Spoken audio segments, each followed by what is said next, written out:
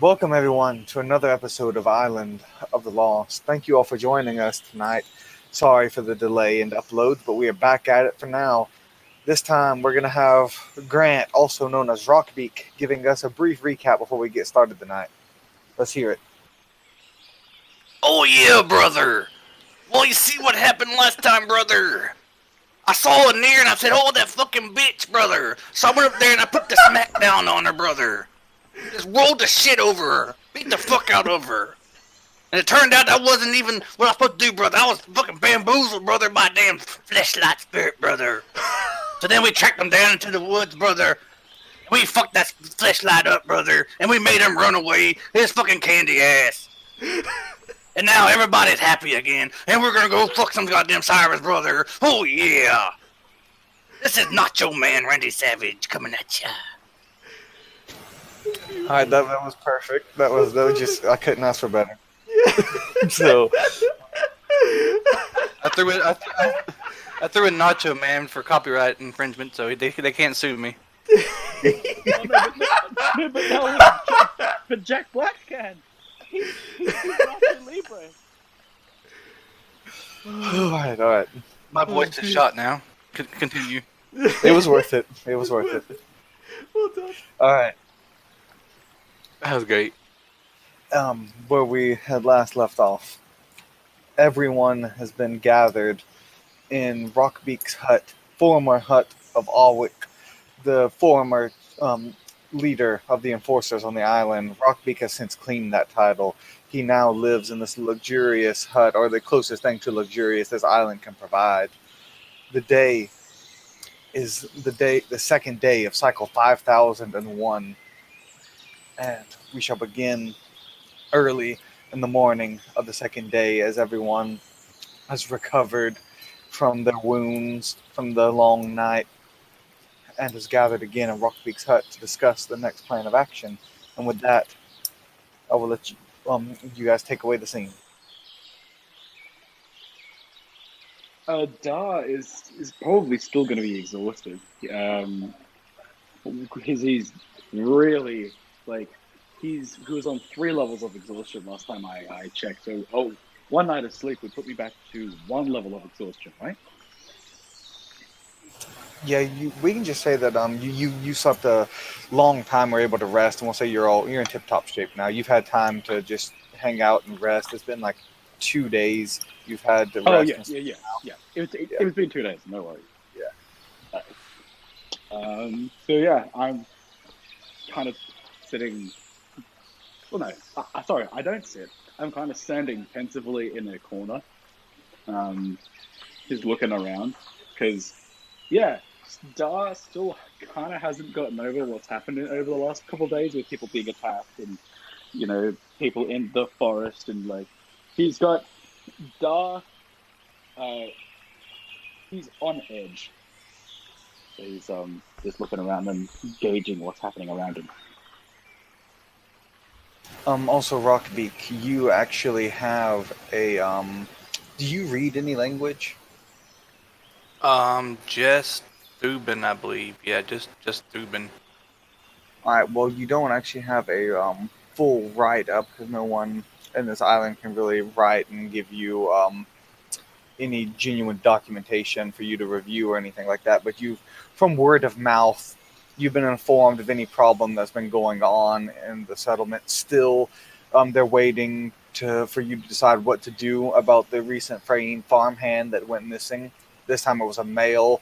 Before there was a female that went missing a while back that was a huntress, and then there is the another local madman went missing, which you know what happened to him. You know he's been devoured by Rockbeak by now, and you have been informed of all these missing cases. None of them have been solved. The rumors are spreading throughout the village that it's the salamanders that have done it, and that people have started to learn a lot of for the longest time. No one even knew there were salamanders on the island, but somehow word has slipped that there are salamanders abducting people. The people are becoming anxious. The people are becoming scared to venture into the woods, scared to hunt, scared to gather. Some people are demanding action now. Some militias have tried to form. The enforcers broke them up, but people are getting restless, and they're begging, essentially just shaking in their boots to literally brandishing whatever makeshift weapons they can find, and chaos will soon erupt if Rockbeak does not step in. But Is this right still the now, long night? no, this is the second day. This is this is daylight and nighttime. It's just Okay.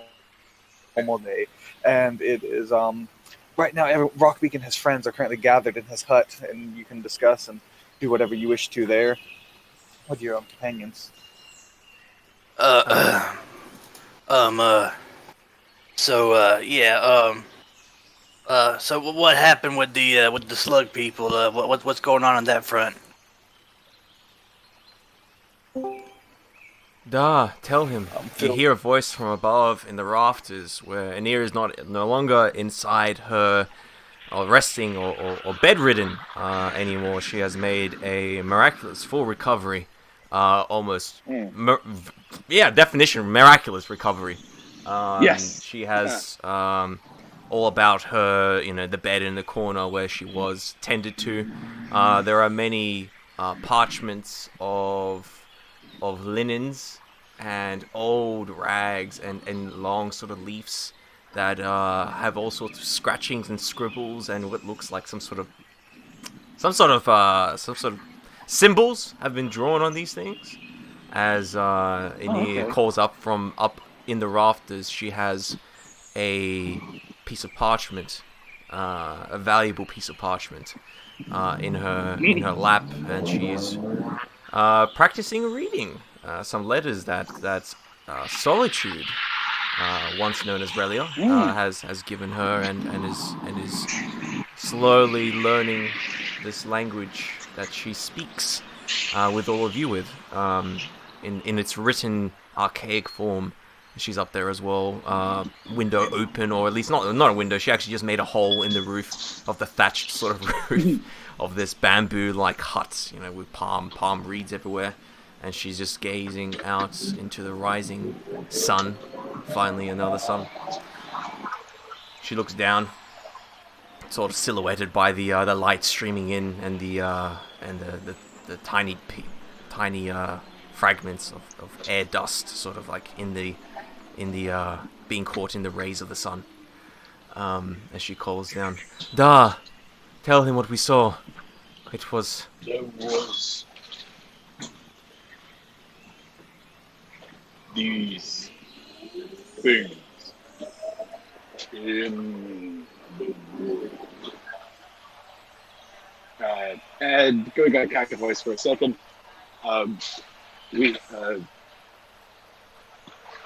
we found a race of slug peoples.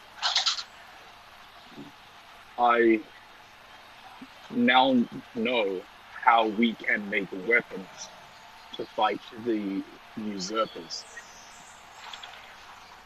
Yes, but there was something else as well. Inia then starts to climb down the scaffolding of that which keeps up the roof from this place. She then scampers down and plonks down on the middle of the floor with her hoofed feet. She stands in the middle of the room wearing her green cloak, looking at all of you and looking at you, Rockbeak.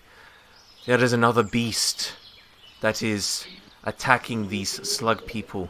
It's some sort of, I believe it is a dragon of some kind. I do not remember the name. It's slipping off my tongue. I believe it is a beast of Mother Yurga. They worship it. Oh yes, the great serpent. They are terrified of it. If we drive it away, we will be able to have all of the weapons, all of the trees that we need. They can, these slug people, they can indeed shape wood or bend it or make it into shapes and forms. They said that they would help us and that perhaps they could shape us some sort of These weapons, yes, but also perhaps even some sort of ship, maybe. Or at least maybe able to aid us. We will be able to leave this place. But unfortunately, this beast, this monster, this great serpent is perhaps some sort of... It's a guardian of some kind. It has the power to bring a swamp with it. I do not know what this means, but it is no common beast. Mighty. Yes. But it is still a beast. It is. It has great Beast. power, as it is able to bring this swamp to its home, to make its land a swamp. Such an effect is truly powerful. It's unheard of, even for the greatest warlocks and shamans of the forest. They could not change the forest to suit their desires. Not as much as this. I fear this may be some sort of god or some kind. I was kind of thinking, like, wait, we could change the forest. Like, that was our thing. Anyway, Yeah. He kind of flicks towards your direction. Flame Thunder, could I do a roll to see if I knew whether that's a natural occurring forest or not? Sorry, a natural occurring swamp or not? Like, while I'm not there... Oh, I think Annie pointed that out. I think she knows that it's not... It doesn't seem right, and that she mentioned to you, but you can still make the roll yourself, I suppose, from memory. Alright, Yes, yeah. it is artificial. It's an artificial swamp. Damn. Okay. That is actually kind of scary. And like Da's kind of being like, oh, but it's not that bad. We could do it. We will be able to accomplish this. I am certain. However, they need not the slug people. I do not know their name. Just slug people, I suppose. They asked us to protect them from the beast.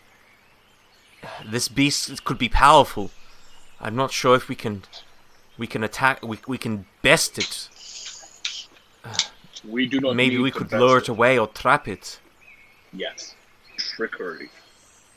Stealth. Well, we need to find out more about it. We need to find out where it is. We need to find out what it eats. We need to find out what we can do to lure it. We need them slugs on our side. We can use the weapons against the sirens. Yes, but Rockbeak. I step forward a little bit closer, hushing my voice slightly. Rockbeak, this may be our best chance to get off this island. Once we have found the seed, of course.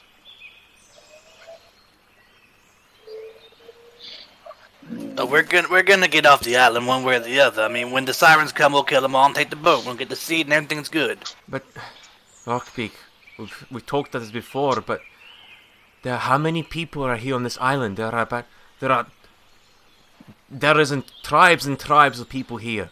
How big is the boat? Boat's big enough for us, but once we get the slug on our side, they can make boats for everyone. Yes. But we do not know how long that would take.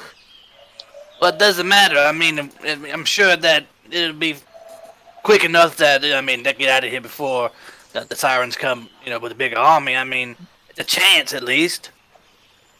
My thoughts. Will stay behind.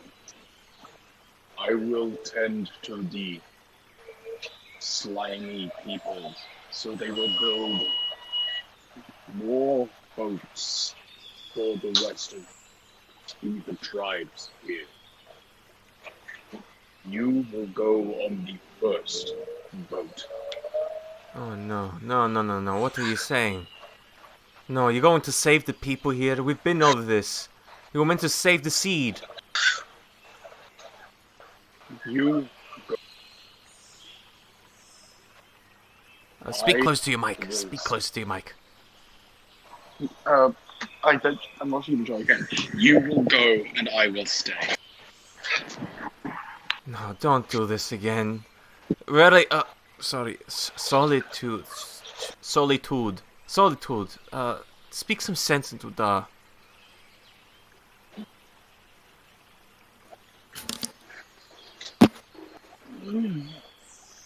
Like, Dark kind At of this shrugs. at this point, I was sort of in like kind of meditating a little. Oh, yeah. While I look over there at Nier's words. Oh, I'm sorry, I didn't know you were in your reverie. It's fine. I believe that Dahl is very stubborn, and there's no real convincing him when he sets his mind to something. I believe all we could do is support him and whatever he decides to do. I just have a look of defeat on my face, and just sorrow. I look down. Like, Dark kind of feels bad. And so he kind of, like, scratches it at the back of his neck with his long-fingered hands. What if the sirens come and they attack as Aurelia approaches or Solitude approaches? I say like, what if the sirens come and attack the slug people, and there are no slug people to weave boats? I get very close to you and begin to whisper. If you want him to do something, you should make sure that it's in line with something that he wants. If you want to convince him to do something otherwise, then you have to convince him that it's something that aligns with his beliefs. I give you a small hug, and then I turn back to my meditation thought. Yes, so I hear that, and I just start thinking. My eyes shift around, and gears are turning. Very well. I shake my head, kind of brush off some of the straw that's clinging to my robe, my cloak a bit. Brush that off. We shall speak of this another time, perhaps. But first, we have to do. We should. What will we do now? Well, I'm feeling better, thanks to you and to everyone, and now we are no longer hounded by the long night and its horrors, which is now should be safe to walk under the light of Ahura Mazda now. I believe we should go and see to this monster, because I think getting the slug people on our side is the most useful thing we can do. Aside from maybe... Agreed. Maybe we should go by and continue to give demands or commands to continue their preparations, but I don't know. I suppose. I got a bunch of stuff I gotta do. We got some missing people here, and if I don't find them or find out what's going on and stop them, then we're gonna have a bad time on our hands here. Missing people. There are What? people have been escaping. No, people think that it's the salamanders, but there's something out there in the jungle that's taking people, and it's getting people all antsy, and I gotta do something about it. Yes, there are beasts in the jungle. Do you not? We saw some. We encountered some. These bat-like things. Yeah, but these people aren't disappearing. In the midnight stroll. They're getting taken like close to the village, and how many? I gotta people? go find out what's going on. How many people have disappeared? Like 3 or 4 of them. I think 3 or 4. What? There are tribes of people here. Why should? Who knows? Maybe ogres have been eating people. But is this important? Dar kind of starts listing off on his fingers. It's like, you ate a satyr. It's like listing off and just like, we also. Yeah, Don't forget the Chazaras, Sanic. There was the thing with the quills. Well, I mean, I did the satyr a favor. He was already good as dead, and The quill thing was beyond my control. We killed the ogre. Yeah, well, he deserved it. And the salamanders took Cal. 4 people, all accounted for. Didn't think I'd be getting tree from a lip from a tree over here, but listen, I got it. Aside from those accounted for, there are 2 frames missing that aren't accounted for, though. Okay. Why don't you 3 go back to the village, find out what you can, and I'll look into these missing people, and then I'll meet you there. I would rather we all go. I am of the same mind as Da. I think we should all go together. If we need to find these missing people here, or at least find what happened to them, But then we should help you. Anyone who cares, will, and someone can make an insight roll into Inir if they wish, as she is. I will make an insight roll. Looking quite. She's something. Gears are turning. I'll make an opposed sort of meditation, maybe. I don't know deception. shit. I'm paying attention to the friends who are near me. I suppose it would be guard deception. There we go. Oh, Eyes of Eramon, double sevens. Alright. Alright, so that's a total of a 19 for me. So you gotta beat a 19. I got a 21. 21, alright, nice. Dice plus 5. I got some information for you. Who What about- else? Relia doesn't know anything? Would I benefit from my emotions forte? Yeah, you would. Okay. Sorry, it's a little difficult for me to find the thing, but I think I found it. Hey, 22. Okay, 22. Nice. Very nice. All right. Yeah. I'll give you Phil or Da. You see that Yes. Inir is getting unusually very. She's been very calm, very collected, especially since especially since the last couple of chains. She seems far more coming back to her sort of antsiness that she was before, and she seems, and the way she said, let's go find these people and get it done with as quick as possible. She obviously cares way too much about this, and there is a feeling that there's definitely something going on here, or that maybe she might know something, but she's not letting on. For Relia, Inir is speaking with your forte and emotions. Inir is speaking as if she is, as if she knows something, or she has seen something or done something which she's guilty about, and that she may in fact know something about it, and you do see some small telltale signs on her face and her body posture of sort of a very defensive attitude, as if someone who's being accused of something is sort of making these sort of gestures. She's crossing her arms. She's pacing. Her eyes are kind of twitching side to side. So and sort of impatient as well. So I'll give that to you as well. But there we go. Continue.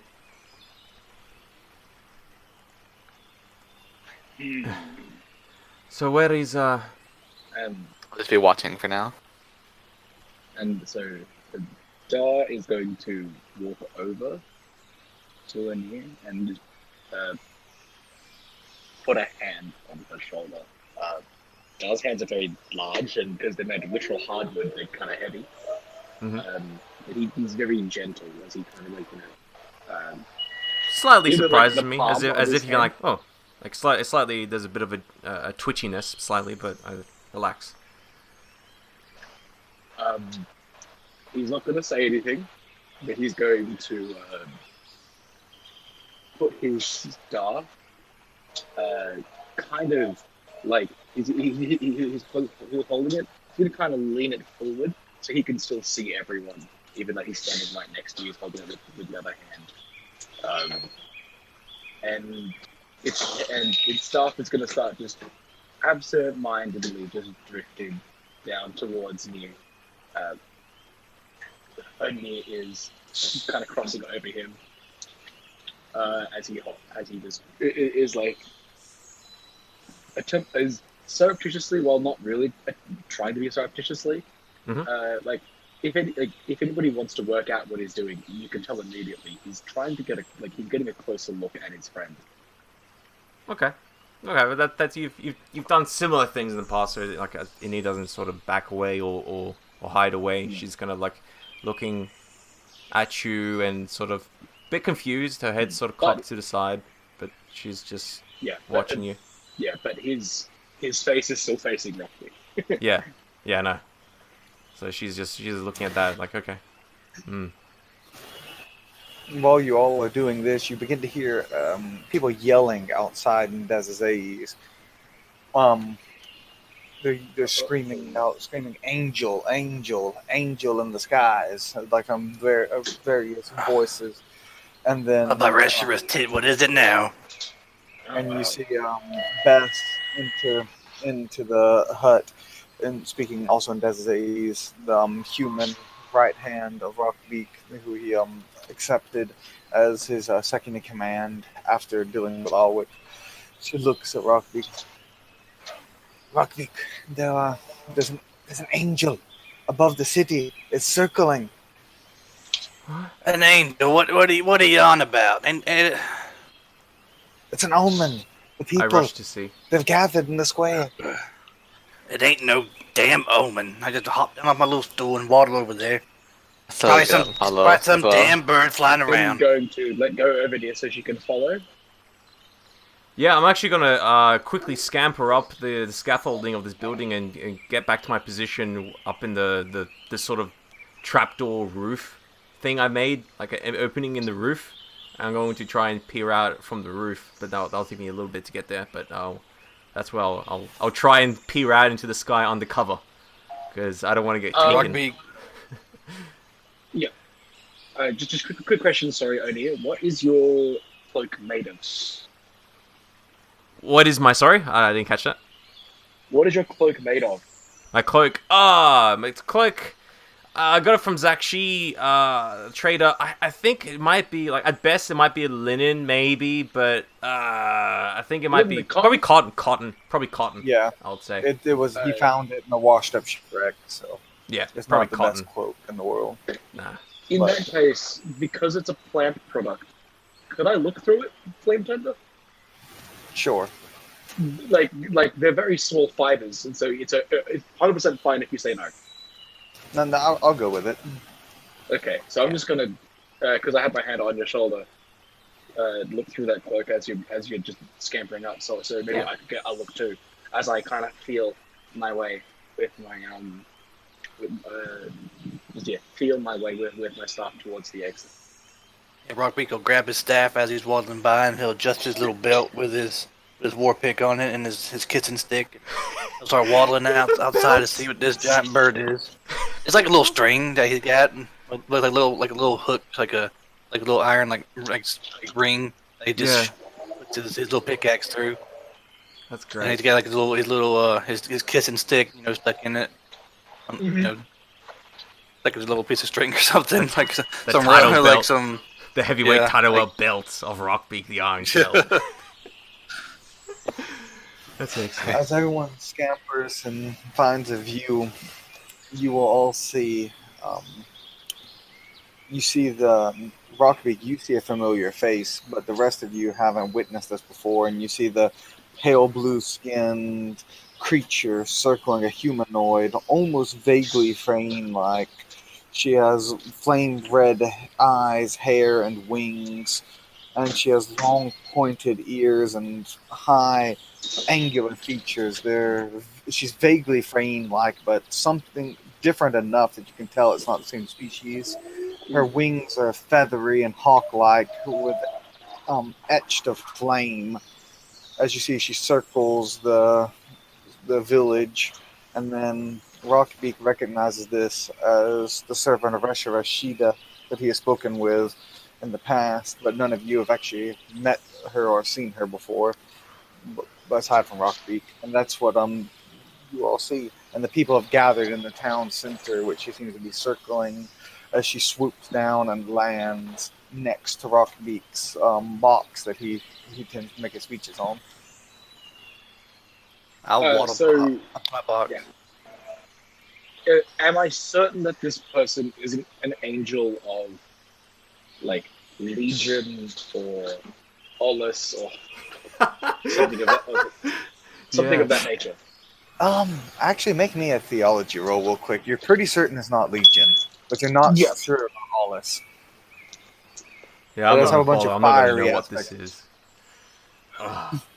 That's going to be it's my theology. It's going to be 8 plus a 5 plus a 4. So yeah, that's going to be 20. Sorry, yeah, 17. You are sure this is not an angel of Ollis. Okay, And you notice that some of the aspects of it make it seem like it might not be an angel at all, just very greatly resembling one, but you're still not entirely sure what it is specifically. But it's definitely some sort of spirit. Yes. I'm going to bring my vision back into my staff, and then I'm going to follow Rockbeak and stand behind him. Alright, and Rockbeak, you're going to your box. Yep, I'm just hopping up on my box. Does Solitude do anything particular before I move on with the scene? I'm sort of just standing in the back. In slight awe of this, it being the first time I've witnessed such a creature, I'm sort of just kind of taking it in and kind of letting it fuel my inspiration a bit. So I'm sort of just kind of gazing, kind of absently at this. I'm going to scramble down when I see this thing and follow Solitude. I'll quickly grab a stone of some kind just in case this thing just kills us all. But as far as me is concerned, this is another fucking spirit coming to give us just anything. I don't know, just to mess with us now, again. So it's just like this is she is clearly tense. She's clearly horrified and. She's coming up to Solitude behind, whispering, "Oh, what now? What now? What now?" I'll glance back a bit at you and... Should be fine. Should be very safe. Then I continue to gaze upon this creature. And then, Rockbeak, you approach the box. Do you say anything? Do you climb atop your preaching box, or what? Do you I climb on top of it. And, what brings you back here, cheater? She'll look at you with a stern gaze, and then look down at your box that you are standing atop of again. Last time she spoke to you in Thuban, but this time she speaks in Dazay's. You would assume so everyone can hear her. And she'll look out to everyone. She looks at everyone and looks back at you. I have given you nearly a cycle to prepare yourself, to reorganize things. And you were going in such a brilliant direction at first, but now I've been watching in your people. They break up organizations of groups. They deny people their actions. They deny people their freedoms. And now you have the audacity to command them and command the enforcers for your own.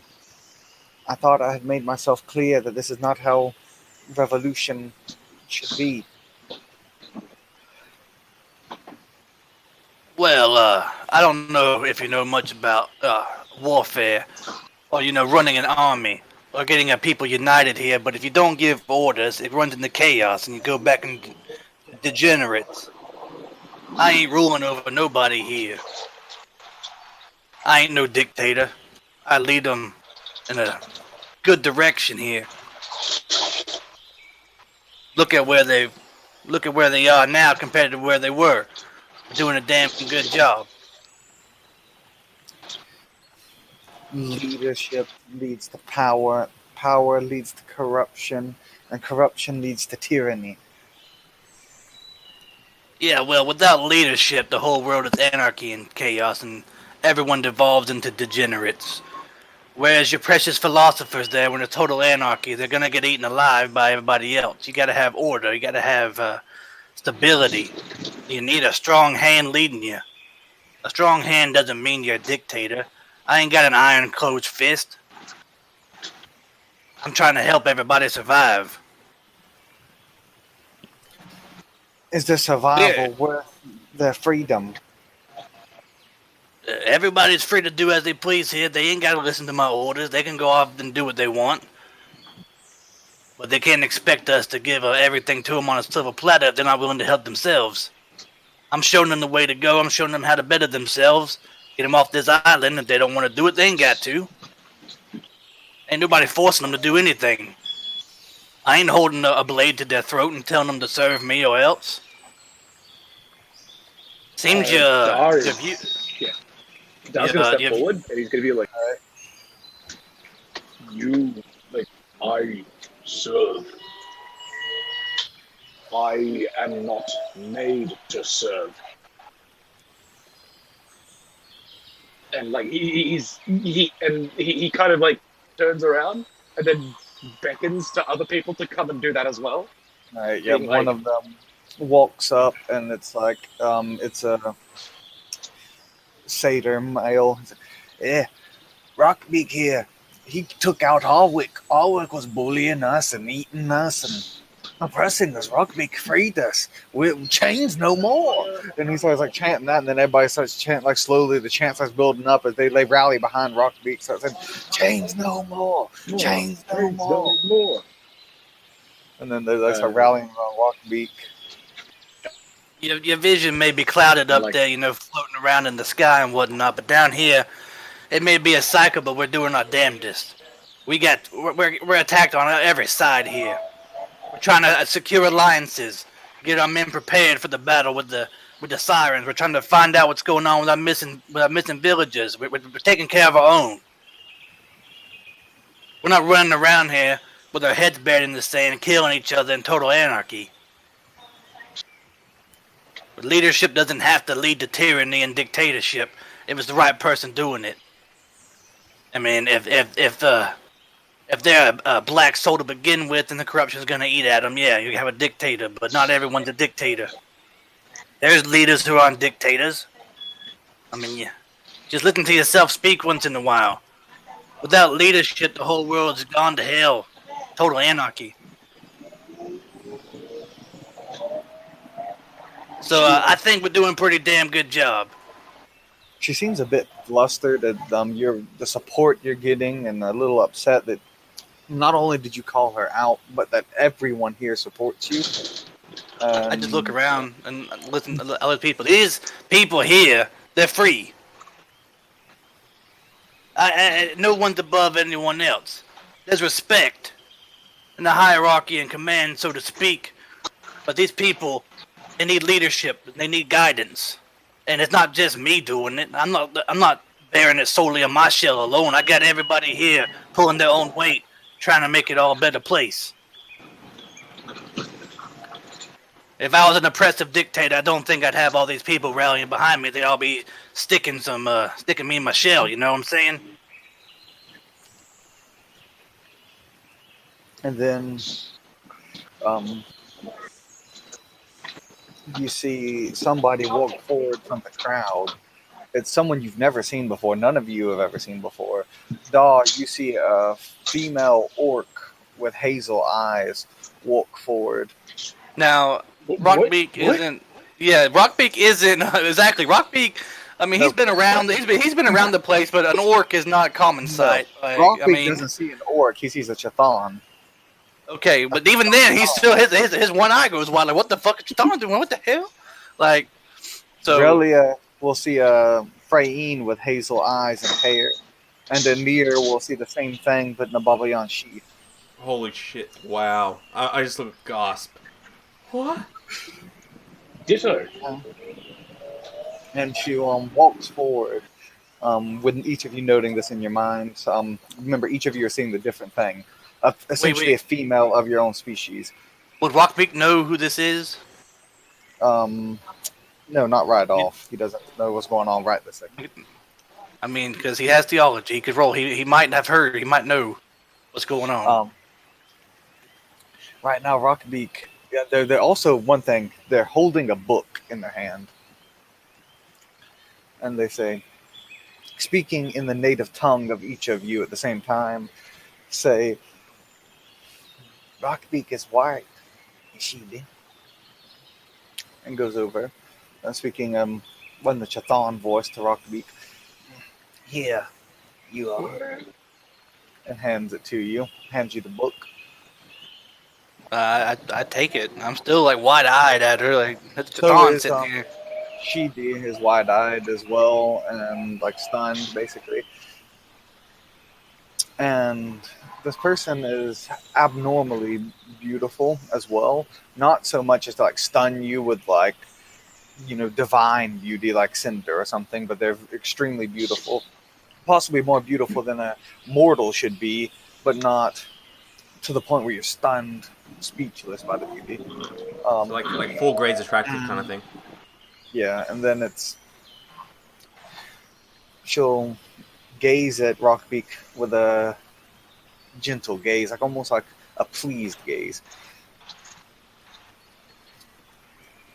And then Sheeta will let slip, "Mother, what have you done here? Well, he is leading these people. He is on the road to tyranny." And then she's like, "Hush now. My children can be, they can be zealous. It is one of their flaws. They are more focused on the anti-authoritarian aspect than on the philosophy. They do not understand things. Rockbeak, you understand things. I've been watching you ever since you dealt with Alwick. My eye had been on you. Sheeta had been looking over this place, waiting for the moment to inspire revolution. And when she told me about you, I was watching. And then she says, I am Reshur." My eye goes extremely wide, and I just like bow to her.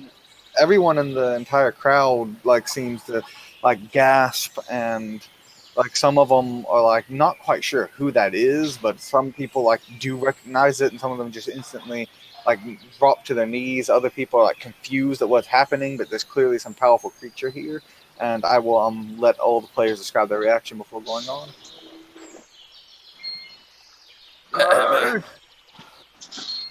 What? Like, do we? What is that? Who is that? As the people gathered around start to bow in reverence to this creature, I step forward just behind Solitude and put my hand on her shoulder and I say, I have never seen her before. What's she doing here? I never knew there was another one of us here. Why is everyone bowing? There's something strange going on here. Solitude. We should run. We should run. I'm gonna do something I don't do very often. Yep. I'm actually gonna speak out.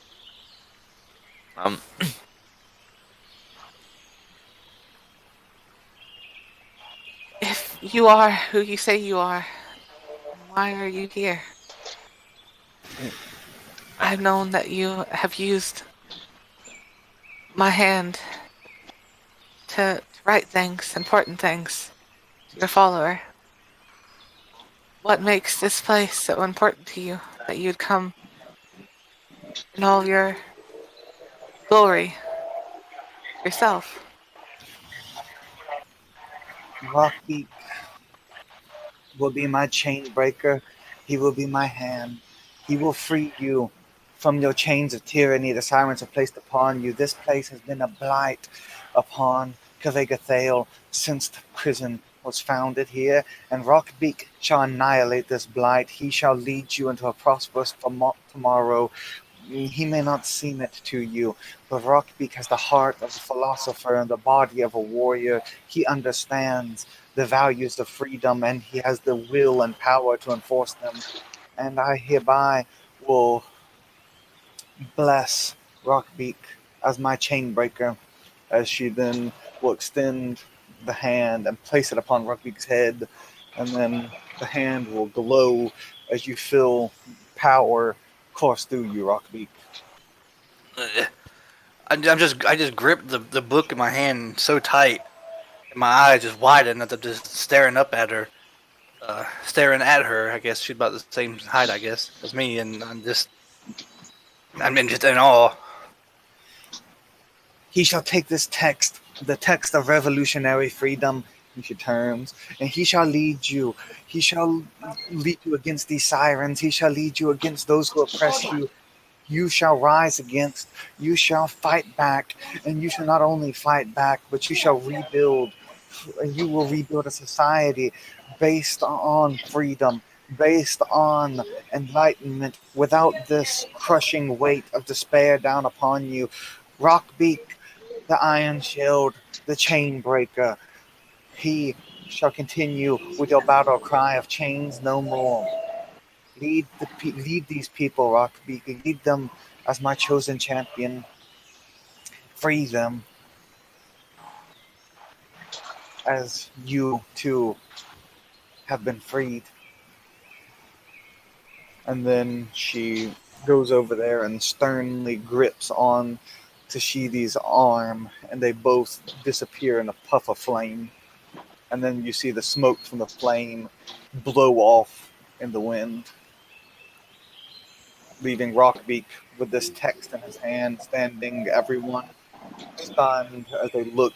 They're looking at Rockbeak now.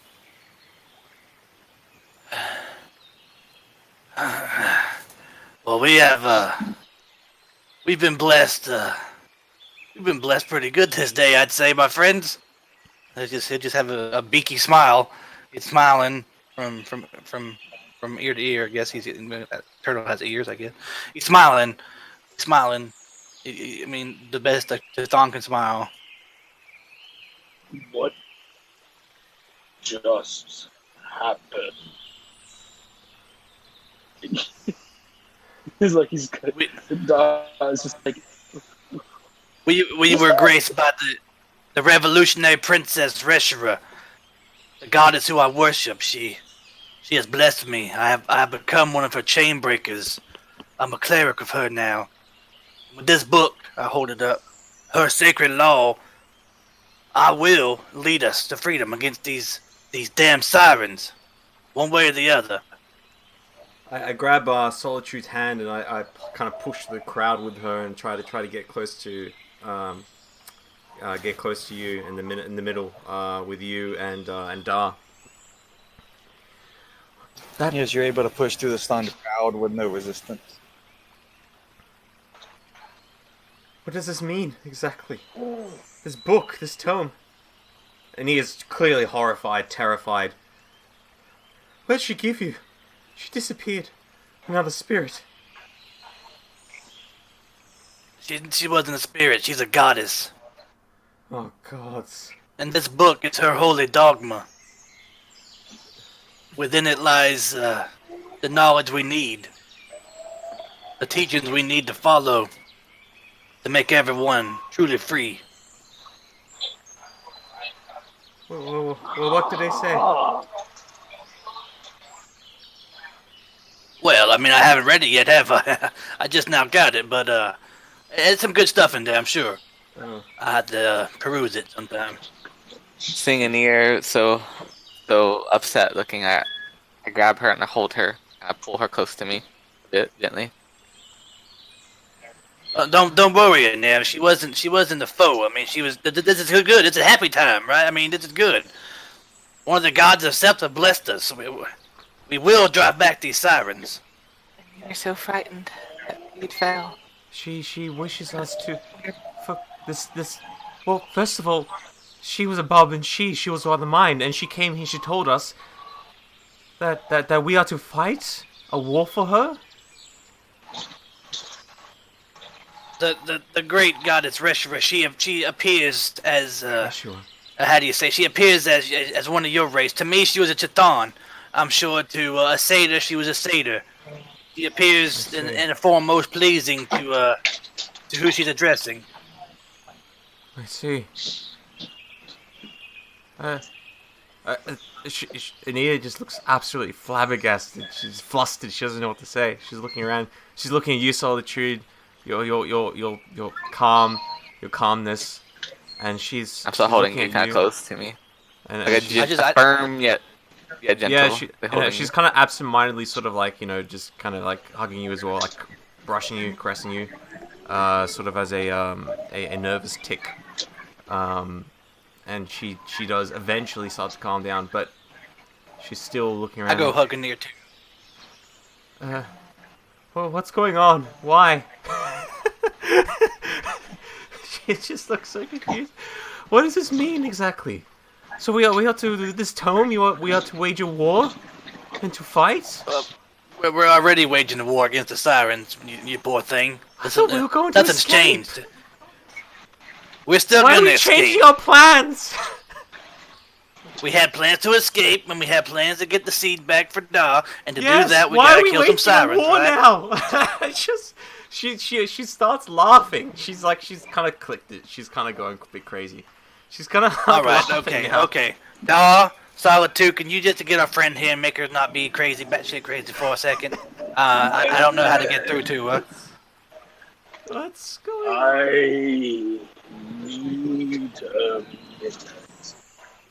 He's gonna hold up a finger and kind of like lean heavily on his stick, and being like I'm used to dealing with immortals, but this is just that little bit extra bit of. All right, the tree buddy's done for a second. I guess Solitude, it's up to you to talk sense in there, buddy. Anir, I know that you have grown up in a very dark and bad place where there was much fighting. I myself was a soldier. I believe we both know of war in some sense or the other. Sometimes we must fight. We must have war. And I'll admit, it wasn't looking very good. We didn't seem to have much of a chance. But we are very important to this goddess, and Rockbeak is her hand. I would have been afraid that these sirens, that their goddess would help them. But now, being blessed ourselves, we have equal footing. We have a chance. We are not alone in this. Your words Now strike it is up to Yeah, how well we can stand together. And if you're freaking out as much as you are, you won't be of much help to anyone, even yourself. I know that calmness does not come to you naturally, but you have to steel yourself. You have to be strong for this upcoming fight. We can Your win word- this. Yeah. Your words do strike a chord as she looks at you, and her eyes begin to slightly tear up. Still, just obviously taken aback and recovering from the shock of this divine meeting, this divine intervention in a literal sense. As I see you begin to tear up, nods. I start to nuzzle you a bit, you know. Yeah, and she returns the affection, and she nods and starts to nod slowly, looking around, looking at this strange, taking in the strange, zealous energy of the crowd around them, and Rockbeak's smiling ear to ear, and his weird beak to beak, he's making pleasing, happy turtle, gurgling noises.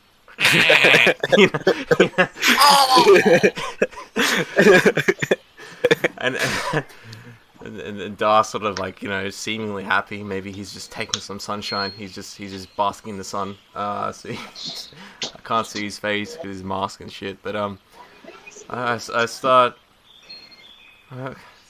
Whatever you decide to do, I will be here. As I see you calming down a bit, I'll use one of my hands to begin to wipe away your tears, and I'll use my other hand to kind of like grab your ear, like one of your ears, and kind of pet you. Thank you. I look at your eyes and I say thank you. Solitude. Thank you so much. See a small glow begin come upon my face as I smile slightly at you. You're always welcome, my friend.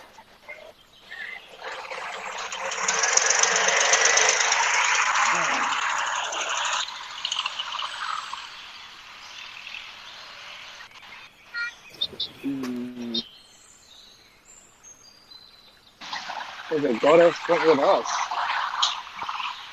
Oh, what'd you say? Rockbeak? The And star? then you see the crowd. Yeah, like, yeah, he's just gonna. Does cut just like takes a deep breath, stands up straight, as straight as he kind of can because he's kind of over almost all the time. Kind of, and then gives out a great big sigh. Just.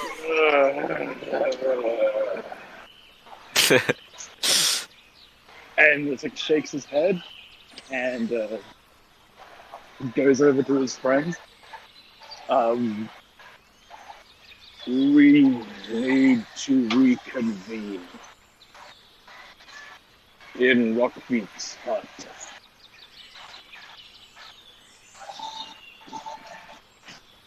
Looking around all the people around us. Yes. I don't know. Like he doesn't know what to do at this point. He's like a literal goddess crashed their party, and he's just being like, "Oh, okay, now what's the suitable response here? I don't have that saved in my memory bank, so I'll just ask other people what to do and just say, how about we go somewhere else and keep on doing what we were doing, and maybe everything will go back to normal." Yeah, let's just try and forget about what happened. Yeah, no, that's not gonna happen.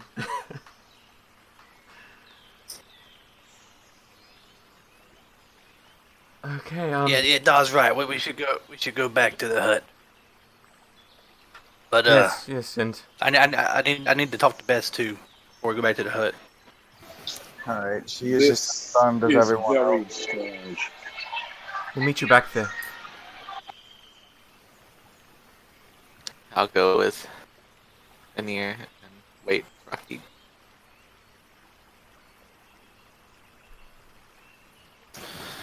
Alright, so what do you do, Rockbeak? All right, Bess. We need to get everything running again smoothly. Make sure that everybody's preparing for what's to come. We need tabs on the how the farmers are doing. We need tabs on weapon count. We need the training to proceed as normal. We need to try to get some more defenses up. Send more scavengers out there into the more decrepit part of the village to salvage what they can. We gotta get shit going. Rockbeak, you do know what just happened? Yeah, the great goddess Reshra came down and blessed me. That's one of her chain breakers, but we can't stop now. Send some scouts out to the beachhead where the sirens normally dock their ship. Maybe we can scout the area out, dig some pits or something to trap them in. Send the ogres to do that. They're tall, they can get out easier. But first, just survey the land. We need to find any natural defenses that can help us. Anything. I mean, you use your brain. You're smart. Alright. She was kind of like stunned, like dazed still for a little bit. Hey, soldier. Chin up. We're gonna win this. Yes, it's just People are counting on you to be that rock. Now you gotta help them. I've never seen anything quite like this before. Is all. Well, I mean, it's a great world out there, and you got plenty of life left in you. I'm sure you'll see a great many more things. But first things first, we gotta get everybody ready to fight these siren fucks, right? Yes, we have to deal with this first. You're right. Well, it didn't quite sound like I heard you right. It didn't sound like you're just a sick little child. What'd you say again? Yes, sir. I'll get them to work immediately. Oh, okay. There's a fire in your belly. You gotta believe in it. We're fighting for everybody here. Now chin up and go out there and, do your stuff. Nods and starts going to the barking orders to people, trying to snap people out of their days and start going. And then you see some people begin running over to scorched earth where Rishiva left and burst into the flame. And they start scooping up some of the scorched earth. I'm like, yeah, I mean, I'm like, yeah, you guys can take all the sand you want, all the dirt you want, but don't try to sell it to people and peddle stuff around here. I mean, it's a collector's item, but don't try to sell that or nothing. We ain't scamming everybody over here now.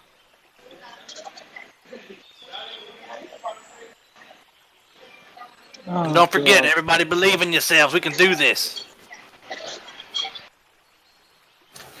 The book, by the way, that you're holding is you actually have time to notice it now, and it is it's leather bound, and it seems oddly simplistic.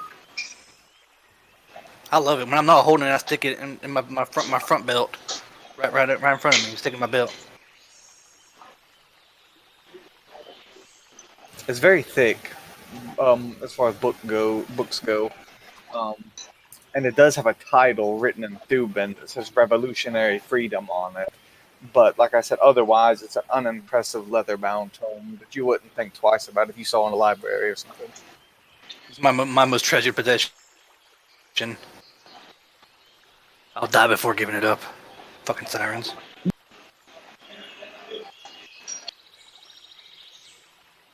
I just head back to the thing with everybody else. No.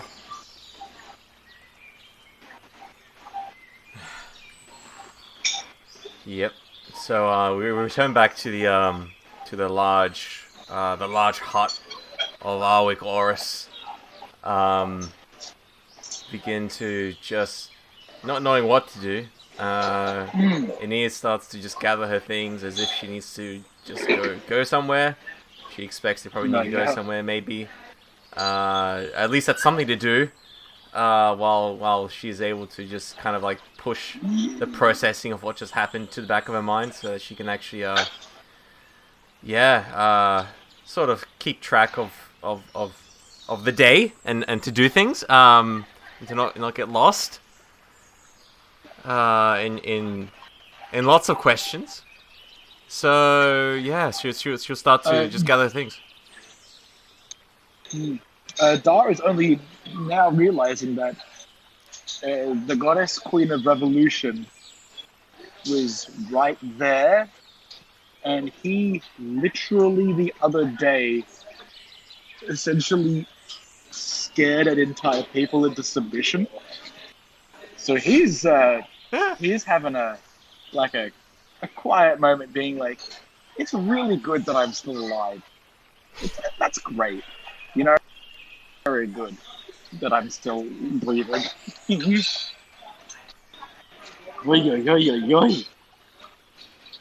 But yeah, he's taking stock, I guess. He's still got the bundle of little quills. He still has his grass skirt. He still has his staff, his hat. He doesn't have a mask at the moment. So he's gonna have to get that replaced. But at least he still has his life. That's the most important thing. Yeah. Sort of in a daze, Anier's slowly packing her things, just grabbing a few things here or there. She reaches down and picks up one of the parchment pieces of just like of these dried leaves. She's got some ink and a bit of a feather. She's been just writing with that. Aurelia, how do you write? How do you make letters for shocked? I think I should remember this word. I can show you, but although my writing is not the same as others, but I'll show you how I do it. Please. I take it from you and I sort of show you carefully as best I can to teach you the way that I do it. I mean, I write with a 6 artist who is my racial forte and with a point on top of it, so I definitely have some very fancy writing, but I show you the best I can. Yeah, you see, Ania has been trying to emulate it as much as she can. She's got one great artist, but she's trying. She's just trying to. Just seeing practice. You try makes me incredibly happy. Like it makes me genuinely smile. Seeing you try to replicate it, and I'm very happy to teach you.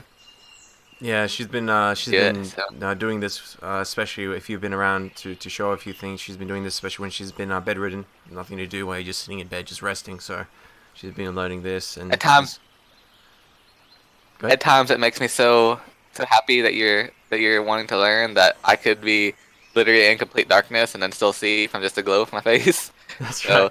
So I can still see, if I can see you perfectly at night, but if I couldn't, then I could still use you as a bed lamp, Yeah, but So, and I can't see very well in darkness, so I can see perfectly with how happy you make me whenever you do this. So yeah, so I started doing that, and like I'm watching you write this exquisite calligraphy, and just. Very envious on my face as I see you do it so pristinely, so like flowing water. You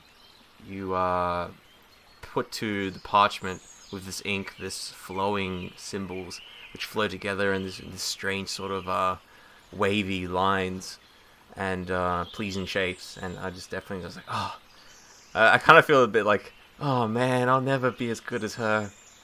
Look how easy she does it. Do you ever speak any of this concern? I just mumble or do you just it. keep to yourself? I just mumble it to myself like, you're so good. I look like a bit down at I look down at the my attempts. At any time that I'd hear you or see you feeling like this way, I kind of my best to reassure you as well that you can. Yeah, definitely. Many times like that. I try to reassure you that like whenever I see this, that you can get better. Just it'll take some time, and I'll be here with you all the way. Yeah, she nods, and she has a can-do. You're like kinda. Oh, sorry. She has a very can-do attitude. So she definitely tries to give it a best shot. She gives it her best shot. She has a very can-do attitude, and she doesn't really give up.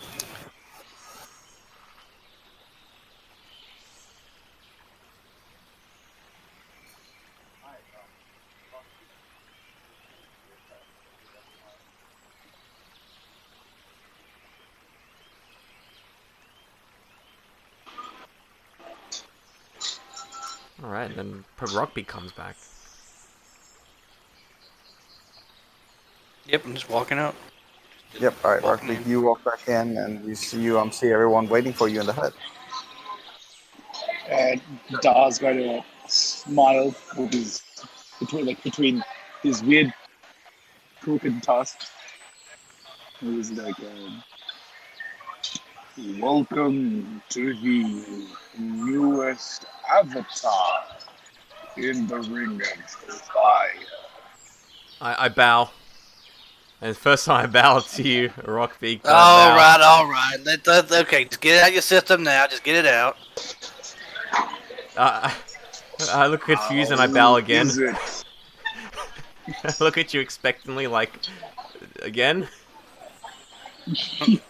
All right, we all had a good laugh. Let's get back down to business. We gotta find these people who gone missing. The quicker we do that, the sooner we can go deal with this demon in the swamp.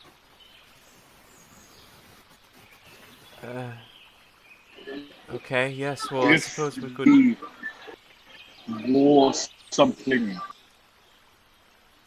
of a plant or animal seed to be able to locate it. I can see the way the forest breathes, how it moves.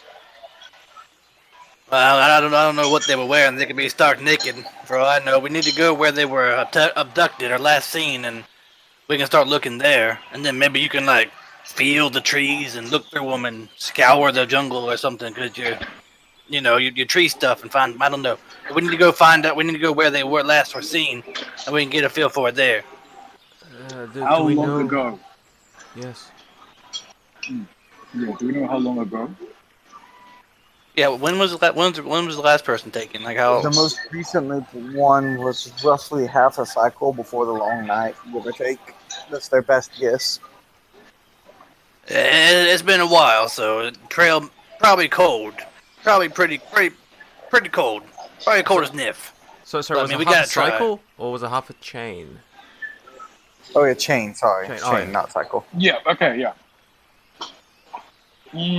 If it was a cycle, I would just like give up. They're dead. Just forget about it. Yeah. Okay. Even like half a chain. That's like what, 3 days with the screeches out there. Yeah. In fact, like Dara's gonna say 3 days with the screeches during the long night. They were missing over the long night. They're probably dead, but we need to find out who took them, or at least what happened to them. For all we know, they all ran off and had some orgy in the forest. I don't know. We gotta find out what happened to them, though. I see. So do we know what who was missing then? And There's how some many? Freyines, a farmer, and there's a male and a female, I think. I see. They could have ran off and eloped or something. I don't know. But we gotta They go. did disappear at separate times. The female was about a chain before the male. Yeah, so I mean, it's unlikely they disappeared so far apart. I mean, we have to at least look into it to quell the seeds of dissent. Like put them back down in the hole or whatever. I ain't a farmer. Let's just go though. Come on, put some hustle into it. Let's all waddle out there. As we're waddling out there, I ask, do we know their names at least, or? Oh, yeah. By rescue did. I didn't even ask for the names. Do you know? Well, they were over. I'm sorry. By whose tits? Reshra. We just saw her by her tits. Anyway, don't. Let's just go. We gotta go. We'll find out as we go. Come on. I look down at my chest, confused. You don't. What? Okay. What? All right.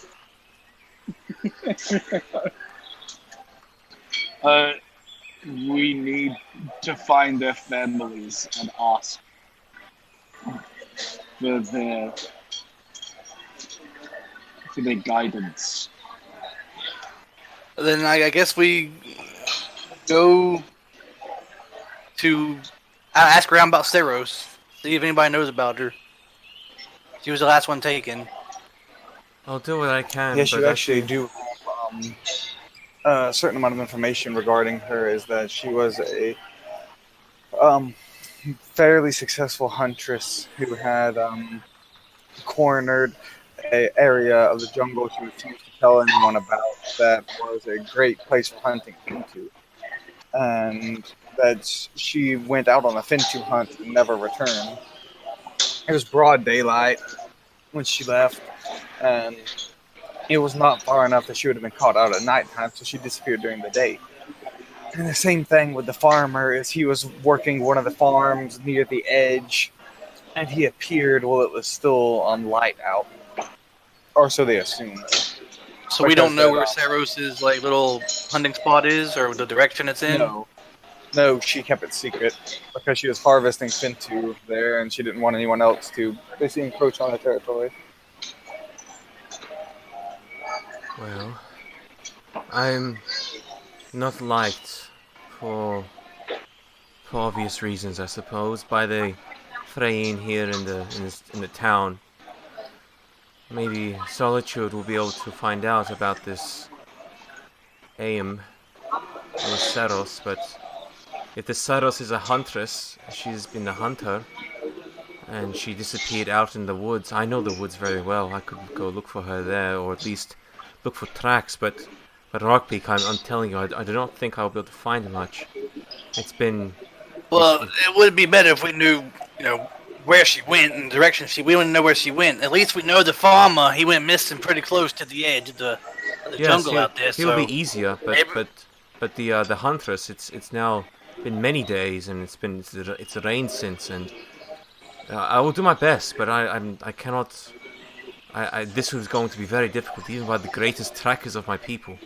But I will give it a try. Well, we have to at least try. Let's I guess let's go to the edge of the farm. I mean, that's where he was missing. Yeah, in fact, he was taking longer, but yes. You go to Saros, and I'll go straight away to the forest. I can do that. Well, we don't know where Sarah. We don't know anything about where she would be. I mean, she just went off.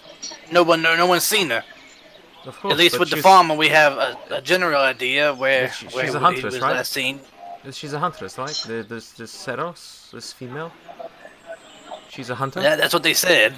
Yeah, well, then I can go find her. I'm a bit nervous.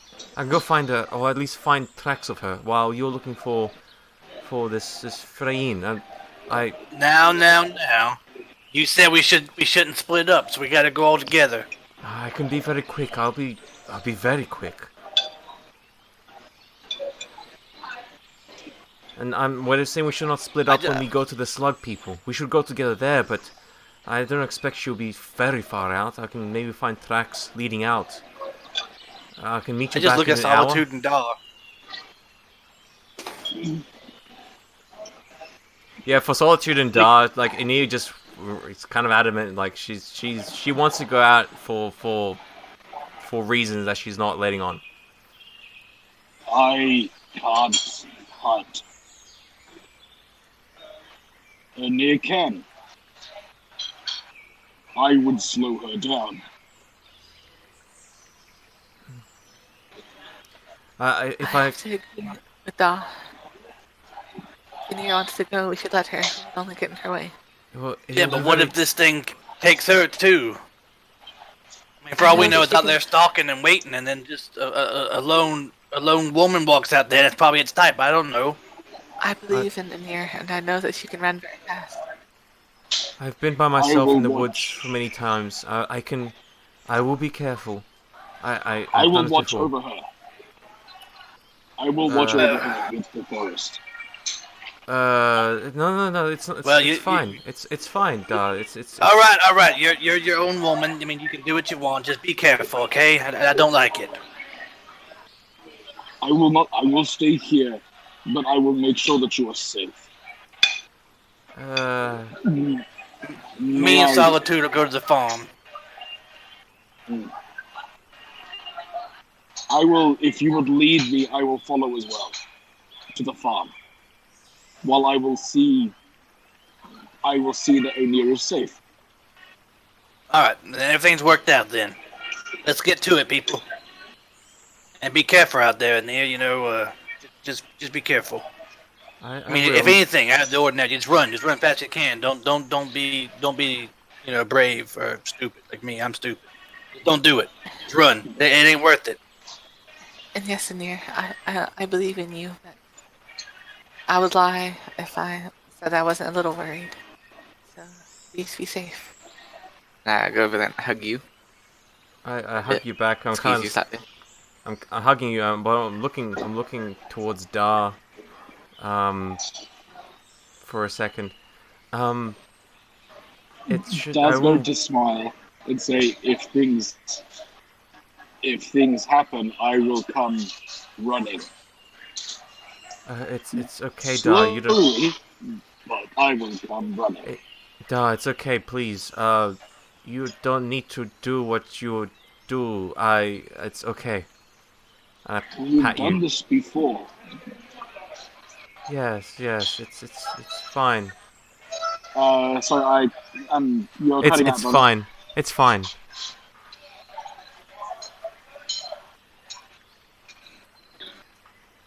Okay, I will. I Okay, will. I only heard. Oh, it's fine.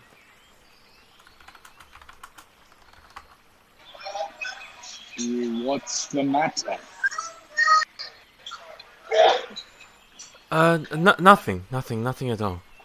Um, look, we don't have time. I shall meet you back here in an hour. In the farms. Good. Allow me to bless your them. Oh, as you do so, I step back. Oh, wait! I have this, and I take the deer carving out. It has since been broken, but I believe it's repaired by you. And I hold it out to you.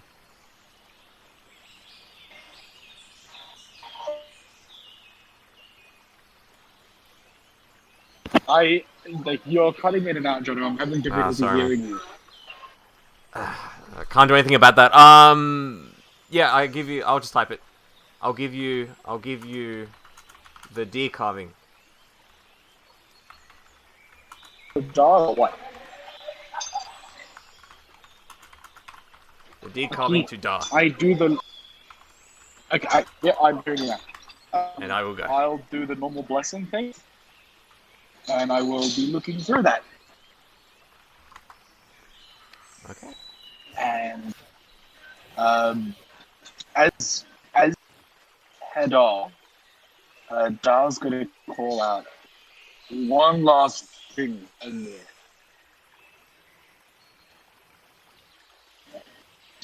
And he's gonna cast the ritual again, looking through his third eye. And he's going to make an insight emotion roll. So the flame tinned. All right. Let's see what you get. Because I noticed something was odd earlier. Just before she heads off, I want to see if everything's okay. Gonna force to 14 with an insight of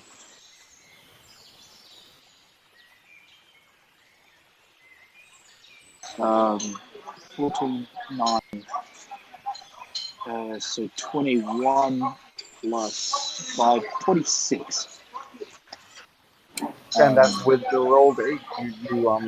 Yes, remember adding to the roll 8, so Right. 20, 26 with the exploding 8. All right. With Forte insight in emotion to be like, what is happening? Because she's fish, and she's like going out alone into the forest is like she enjoys that. I don't know what's happening. All right. So you can obviously see that she's very nervous about something, and her nerves are racked. And you can tell this is not normal for a Nier, and that something is completely and utterly bothering her. It's on her mind. She's hiding something. It's like she's trying to suppress something back.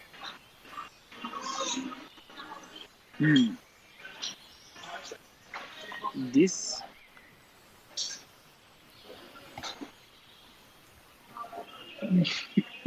drop kicking kid.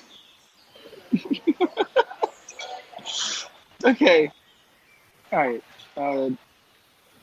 Dar is going to nod and then say thank you and like wave goodbye to Anya. Oh yeah, no. Welcome to everyday in hospitality. Yeah, Sorry, he guys. she waves back. She says her goodbyes. She waves back. She says her goodbyes as she leaves quickly. He just zips out into the forest. Mm.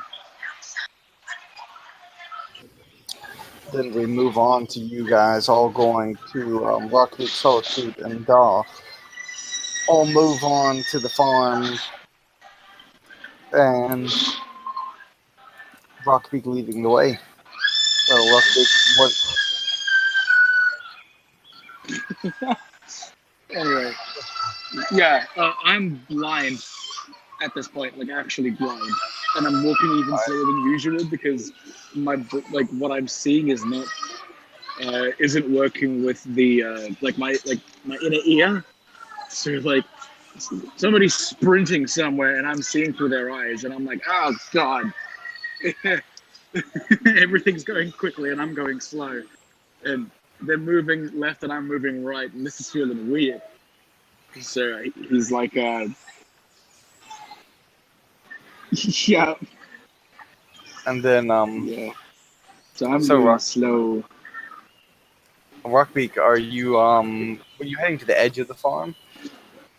Yeah, where he was like last seen, like on the edge, and then we'll like just like scout like the surrounding like jungle there, just to see. I mean, that's where he was last seen on the farm, and then he's gone. So Make outdoorsman's checks for me.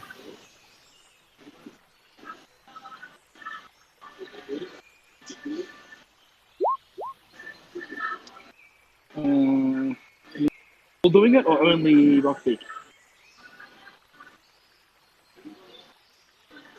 all of us. So yeah, Solitude can as well. You actually can't track right now because you're blind, but Oh yeah, perfect. I got a 1 and a 2. I got a 4 altogether. All right. So Rockbeak rolled horribly. You don't even count the 1 either, so it's a 3 altogether. So No, it's 2. Solitude. I had to play. I don't have any enlightenment, so it's just never mind. All right, I thought I had so one. Solitude, it's up to you to make this outdoorsman roll and save the day because Daw's blind and Rockbeak failed epically, so it's up to Solitude to make plus this it's a sight base too, so it's even more minus. I only have 1 eye, so I got negative 20 or something. Yeah, basically, Rockbeak's blind. Rockbeak's as blind as Daw at this point. I think Daw probably has a better chance of finding than I do. You're a tree man and everything. I'm sitting here like, what are you talking about? Like right in front of me. Go ahead and I'm the missing guy. Outdoorsman. Make an outdoorsman check, Solitude, so that Rockbeak got like something like a -1, I think, on his roll, and Daw can't see because he's blind, so it's all up to you. No pressure. Mm-hmm. You can do it. Got 12. All right, and Anir, did you make that roll that I asked you to make? Sorry? What, me? Oh, I know. What was that? I didn't hear you, Jonah.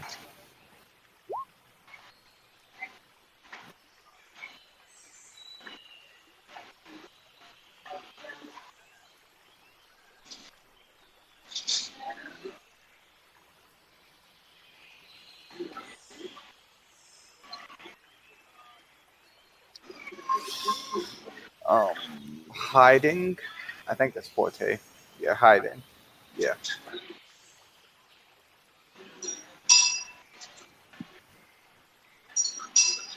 All right. None of you are able to find anything, any tracks or anything of the such as you scrounge about. But Daw, as they're all scrounging about and you're sitting there, just waiting for them to get done hunting, they do eventually. You do see through this little deer statue that you deer carving that you made for Anir, because that's where your site is, correct? Yes. You see Anir moving through the forest, and she comes across a. I'll just let Anir narrate from here. Tell you what's going on. Okay. So as Aeneas rushes quickly through the forest, darting over ferns, below large weeping willows or something akin to that, fat-trunked fig trees, and through just huge sections of bamboo. Am I breaking up? I think I might be breaking up. Hello? Yeah, I can hear Sorry. you. Okay, good. Hey, Yeah, so through bamboo thickets and other large mahogany tall trees, covered in vines, swinging from vines, grabbing onto vines, the startling of a nearby bull, and the song of a parrot. However, your vision starts to get clouded as then you see her stop somewhere, and a large green veil covers the deer statue, and you don't see much unless you went to do a I don't know, maybe some sort of perception sight. Maybe you can see through the through the fibers of the cotton thing. Oh, I see. I'm being suppressed. So I have a -10 to perception sight rolls. We won't apply that here Yeah. because you. Yeah, I was thinking. I'm guessing that doesn't apply here. I don't know. The Seven. flame tender can assume a DC for this. I'm not sure what a DC would So be, but I'm looking through some cottons. So what was your total? My total was 15. All right, You can get a blurry image through the cotton veil. You don't get a perfect image, but you'll get a blurry image of what's going on. Yeah, and that works. and I don't know if he can hear through the deer statue, but I cannot hear through anything. I can only see.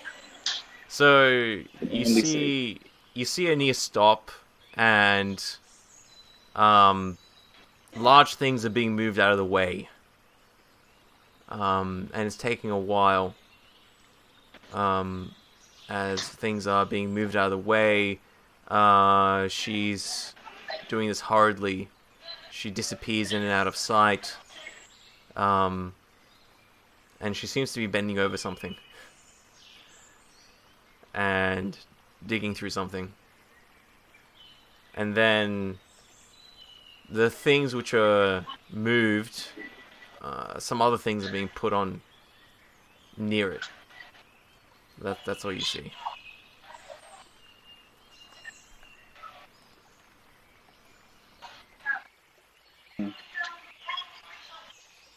This is odd, but okay.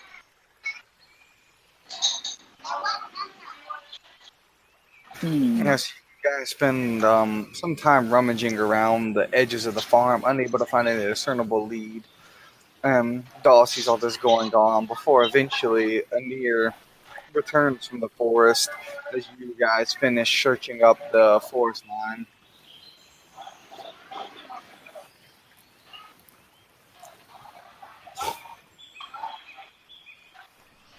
A roundabout sort of I get to the place I went to rather quickly, and I spend the rest of my time actually searching for tracks. So I can maybe make a roll for that, Flame Tender, if you wish. This Yes, will be go for ahead. You can make the an Huntress, as I will attempt to also look into that. Let's go. Hey, eyes are Aramon again. That's double sevens on my roll. Alright. So, outdoorsman. Alright, plus 8. 14 plus 8. I believe that's a 22. 22 total. All right. You look and look, but you find no luck of finding the tracks in the vast wilderness. It's Yeah. been close to half a cycle since she went missing, and the jungle is vast, and you're not quite sure where to look. But you look and look and look, and you get to the point where you're almost sure that the tracks are either disappeared or you would need near supernatural senses to find what was left of them. Yeah. I at least know in this area or towards this direction that there's basically nothing that I could see. Okay. So after a while of looking, searching, and seeing these tracks of some satyrs and uncovering various places where they've defecated and just kind of squinting and curling my nose, curling my lips at that, looking around. Of course I want to find her. Where's she? She's a tracker after all. Not easy, at least, I say to myself, as I then carry the D statue with me at my belt, in the straw basket, and I return to the farms. About an hour later, maybe an hour, 10 minutes later, emerging from the All right, green and as you thrush. guys were searching the farms and searching the nearby jungle and everything, it took you guys quite a while to establish that you couldn't find anything. And then a near appears just as you guys are wrapping up your search on a particular section of woods, and then reconvening, and then a near will appear around this time. And so Solitude and Rockbeak will see a near coming up, and Dahl will see a near approaching the three of them.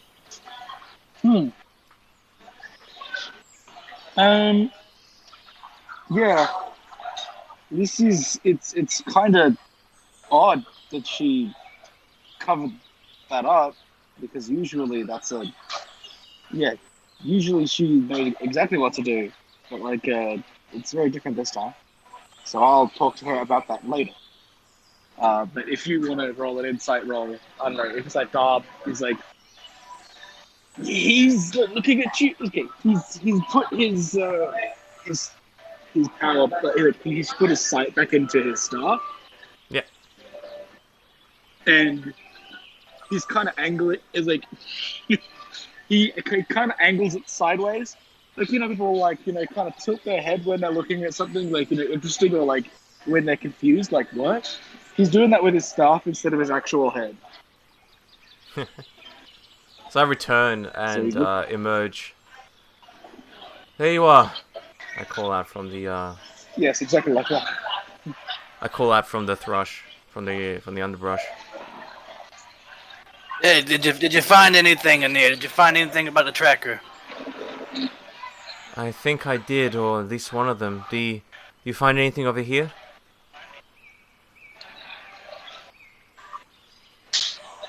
Did you find anything here? No, we didn't. Nothing at all. I think I came across something. And I reach into the pouch, and I reach into the pouch, and I present a piece of linen and some strands of hair, of platinum blonde hair, and they are soiled with age and filth and mud and muck, and perhaps even blood. But I present that. This is all I could find. I think might have belonged to one of them. I cannot tell for sure. I've looked everywhere else. There's nothing. Seems fresh enough, I think. You found more than we did. I mean, we haven't found anything. I couldn't stay long. Yes, we're very unfortunate. And our search. Yeah, I couldn't stay long. There was something had attacked it and devoured it whole. I will roll guile. We should all go back there and check it out. We need to. That's the only lead we have. There's nothing left, and it's close to a creek,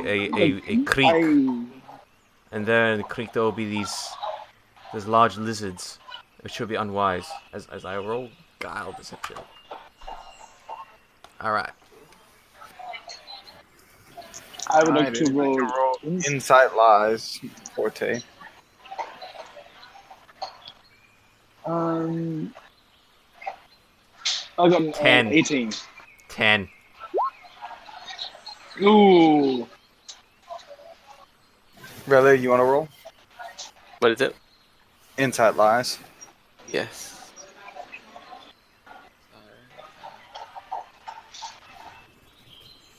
Rockbeak only got a 9, so he believes it. Well, I think I've been messing up my insight roll last time I did it, but it's fine. Been forgetting to add my enlightenment to it. Oh, there you go. Okay, so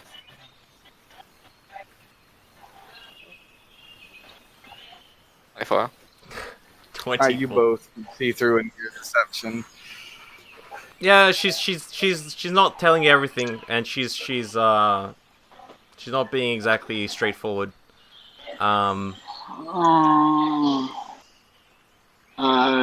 Dara's beginning to cotton on what might have happened. And he's like kind of sad, like, oh god, damn it.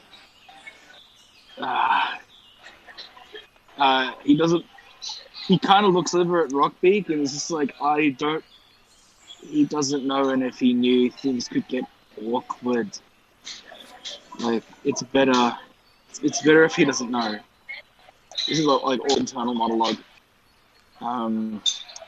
There you have it, Rockbeak. He... The other one, as I'm sort of talking as you're thinking about this, and the other one, there is no sign of anyone else. We only saw enough signs of one. I think maybe this was the AIM one, and maybe the Seros, the huntress. She's gone. You don't have to hide anything from us. What? I'm not. Yeah. I approach you. Yeah, Dara's kind of being like, he's like, Place my hand gently on your face. What is going on here? I'm so confused. Oh, I need your help, Rockbeak. I'm gonna try roll guile.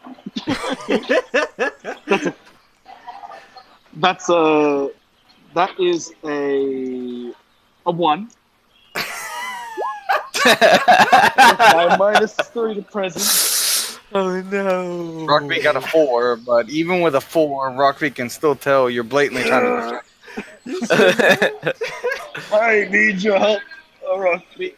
If by the time it takes him to finish that sentence, like Solitude's already talking to the near and everything's coming out of the open, and he's just like, I need. and he's like, oh well, gives up halfway through. Oh god, I speak so slowly. Oh. Have a problem? Something you can tell us.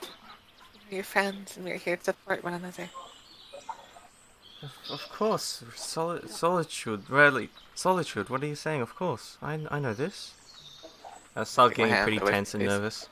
You don't have to lie to us. What are you talking about? Be honest. I am being honest. What? Why? Why? Do not. Look here. Look.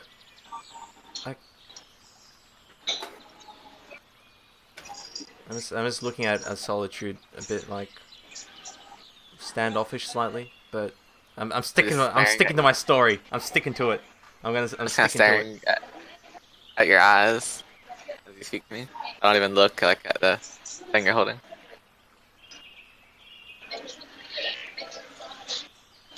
I try and pull away. We he's gone. And so is the huntress. They disappeared. If you were honest with us from the start, it would have been easier to deal with. What are you talking about? Things were difficult. We don't have to, what are you talking Here. about, Solitude? We don't have time for this. We need to go find this slug people and find this appease this dragon. That's what's important now. So look down, you know. We know, O'Neill. We know. Yeah. Well, clarify what do we know? Because I'm so confused. I don't know what they're talking about, Rockbeak. Okay, Rockbeak doesn't know. And is like, for the second time today is feeling really fucking awkward. Like he doesn't know what to do. Like he doesn't have. If friend commit murder, what do? He doesn't have that saved. So he's just like. Solitude, what's going on? Don's freaking out. Anir, what is going on here? I look up at Anir. Mary, you'll not be blamed for this. Just take me to where it happened. Please. There's like a long pause as she's like it's really dawning on her. You can read that it's really dawning on her that she's like, oh fuck, I'm trapped. Oh fuck. Yeah. As she's still like whimpering, kind of like not whimpering, but like she's still like mumbling underneath her breath, like, I don't know what you're talking about, and you know, as if like her story is kind of like breaking down. You know, she's kind of like she's it's now settling in that you know. Where? Why? What are you going to do? And then, Daw, you feel breeze blow against your face, and then you see you're still looking through the deer carving, correct? Or did you change back to the walking stick? I changed back to my walking stick. Yeah. All right. You feel a breeze blow past your face, and then with your walking stick, you see an assortment of seeds being blown through the wind and in going into the jungle. Okay. He is going to follow them without really giving an explanation to his friends, because it's going to be like, maybe this is better if I do this alone, but I want them with me, but I'm just going to go by. What the fuck is going on? Someone talk to me here. The tree's walking off. You guys won't say nothing. I'm freaking out. I'm still looking at Anir. I'm looking at Solitude, and I begin to crumble beneath her stare. You know, you look into the sun too long, and it starts to blind you. Man.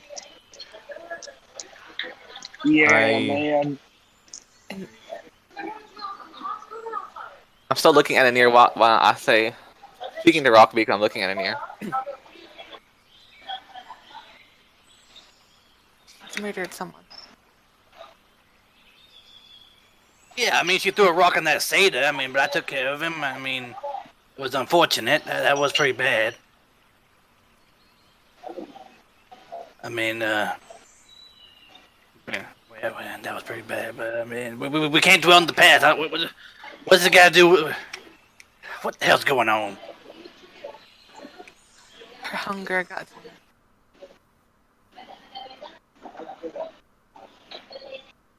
I rip Is my it starting to gaze click away. for Rockbeak yet?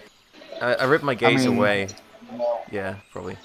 yeah, I mean, it's probably starting to click for him by now. I ripped my gaze away from Wait. So solitude. you're the one that's killing all the Freyings and eating them alive and sucking them dry? I remember as you say that, I ripped my gaze away from solitude, and I mumble, looking down. It was a hunt. It was a hunt. I say, kind of trembly voiced. This is because you went so long without feasting and then you just went blood crazy, right? I told you you needed to eat better. I mean, to take a little bit from us here and there, and not go out there and just drain people dry.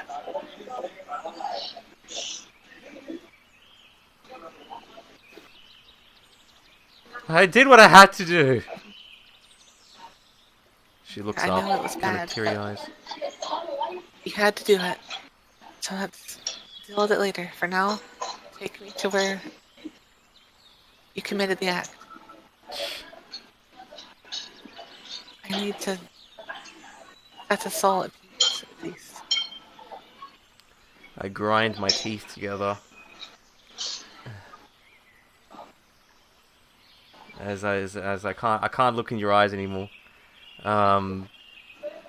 I then slowly begin to walk towards a direction, maybe towards the same direction as Dar went. I'm not sure. And I say, I make a few steps towards there, and I say, this way.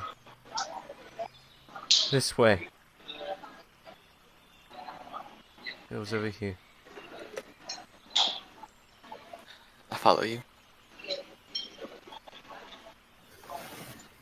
And I lead to the location, and I also I lead him to the location where you know I pounced on him and grabbed him, and from there I drug the remains further out, maybe like 10 minutes, 15 minutes walk, further inside the forest, as to then bury it, or like at least, you know, cover it with some ferns and vines, in a low sort of ditch area, where I've seen like carnivores around.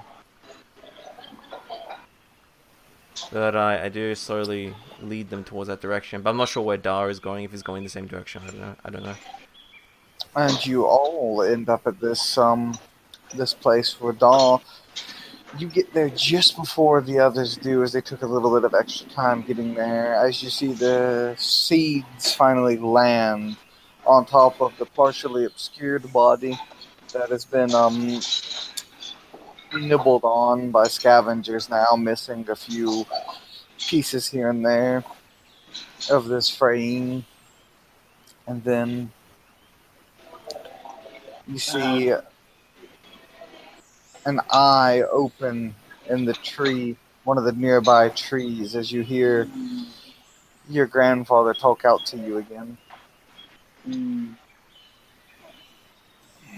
I warned of the Dark One. I warned of her nature. You insisted that you were friends. You insisted she was worthy, possibly of our teachings even. And you see now that you were naive in your assumptions. Like, She is. he kind of like, he doesn't look at the tree. He's just like kind of staring at the corpse as he's kind of shifts from foot to foot, a bit like a kid getting told off. At her heart, she is still a creature of Aramhan, and so she shall remain. Such is the way of things. And then the voice stops just as you hear your companions creep up behind you before you get a chance to respond. I was terrified that Dar would be is. here, and he is. And I'm like, of course, there's no hiding. There's never any hiding from these guys. God's damn you all. Yeah. As y'all are rocking up, Dara's gonna start kneeling down, and he's going to do he's gonna commend this valiant this valiant creature of the forest back to the forest, because it's the same ritual for servants of Gilnock. When one of their own dies, or when they slay a creature hunting, it's the same ritual. Because they are part of the forest, and the forest is part of them. So, like, all things being equal, they mourn the death of. They mourn the death of a hunted beast as they would mourn the death of a brother or sister. So he, kneels down. He closes the eyes that have begun to swell and get, and like the moisture has been, possibly already taken by insects and things that crawl. He kind of like forces the what's left of like the pustules of like the eyelids closed, and he Yeah, he looks extremely withered, like someone, like it looks really unnatural. It's not like a regular death where he just got cut up. Like he looks like his essence, he's essentially crumbled away like an ancient, dehydrated. Like he's looks like his essence has been crumbled away like an ancient Roman ruin. It's like this ancient derelict looking, almost mummified, remains. Yeah. As Dahl deals with the body, I go and I kneel. I'm on both knees, and I sit next to it, and I begin to meditate. And I begin to try to deal with the spirit as Dahl takes care of the body. I hang around the back, in the cover of the trees, avoiding the sunlight, as I feel like that. I don't know, as I feel a superstitious fear that I might be just struck down by this, by a bolt of light and just be killed. I got a 23, by the way, on my meditation roll to see. speak with Alright, so what is Rockbeak doing at this point? Everyone else is performing their rituals. He's just in disbelief. Like, all this shit could have been avoided. Like, goddamn it, what the fuck's going on? Just standing there with his disapproving turtle frown. I guess he doesn't really know what to do. He's letting everybody do their thing, and he's just sitting there waiting, kind of pissed off. You know how much paperwork they made me do for this? He's just sitting there with a disapproving Rockbeak frown. And then Relia will concentrate and see into the land of the dead and see M as he sits there disoriented, as he is a shade of he's a shade at this point, not even a full ghost yet. He's not quite aware of his surroundings and what's going on. He's still dazed. Relia has learned over time it can take up to an entire cycle sometimes for a ghost to finally become fully aware of their surroundings. But she has also learned secrets of how to approach them and how to bring them to their senses and bring them out of this daze. That's what I tried to do. I tried to sort of wake him up a bit, best I can, with my knowledge. And after you sit there and you see him and you reach out to him and speak to him, what do you say to him? How do you pronounce his name? Eames? Was it? Yeah. I'm having a hard time. Alright.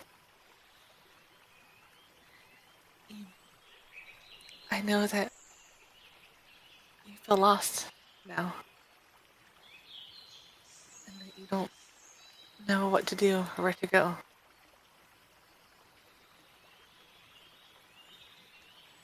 You've passed on from your mortal coil, and we are now in the land of the dead. But do not be afraid.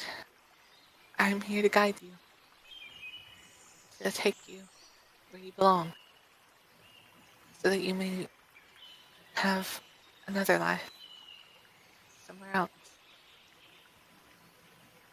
Nah, so kind of approach him. I try to take his hand. He slowly reaches out and accepts you taking him by the hand. But I can only go with you if you want to go. I can't force you to do anything.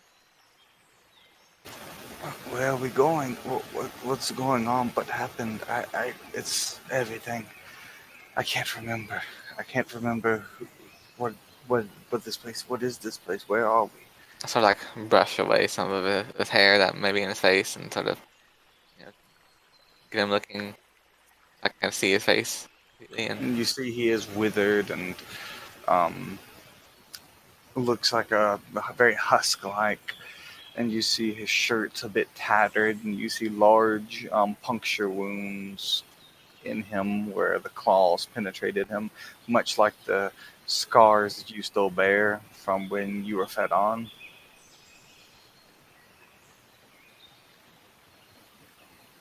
A tragedy has befallen you in your life, and you have moved on to this one. You are in a place between worlds, really. You are in a state of a waiting period. Your spirit is all that you have left. It wants to go somewhere. It needs to have new life somewhere else. Your old life is gone now. You need to begin anew. And That's then why I've come here to assist you in doing this. I cannot guarantee it would be a happy life, or it may be just as bad. But I encourage you to keep going, to find your way, to have a place again somewhere, to find your true self, and to have that chance of reaching some sort of peace. you see the white vulture Vizu, your spirit totem. Um, he emerges from within your soul. He comes out of your chest and he crawls out of your soul, which he has taken residence in, a borderline possession of you. As you, it's more of a symbiotic than a parasitic possession, as your soul lays host and home to him, and he crawls out of you. um, he empowers your shamanic rituals, and he flies and lands onto your shoulder, and then the creature looks at this poor, pitiful ghost that lays before you, and then looks towards you. And is he ready to be led? I believe I have convinced him, yes. He's ready. Follow. That he will take flight and um, go over and land on his shoulders, and then he lands on one shoulder, and then grips down tightly into him, and you see his talons pierce into the spectral essence, but no screech of pain or discomfort is released, as seemingly defying all logic, Vizu takes flight with this full-grown man. This vulture flies with him and begins to fly off, dragging him through the land of the dead. This man dragging behind, attached by his shoulders, seemingly effortlessly and weightless, as he carries his soul into the distance. I have a gentle smile as I see this happen. As I hope for his soul to find peace somewhere, as I said. Take comfort in this.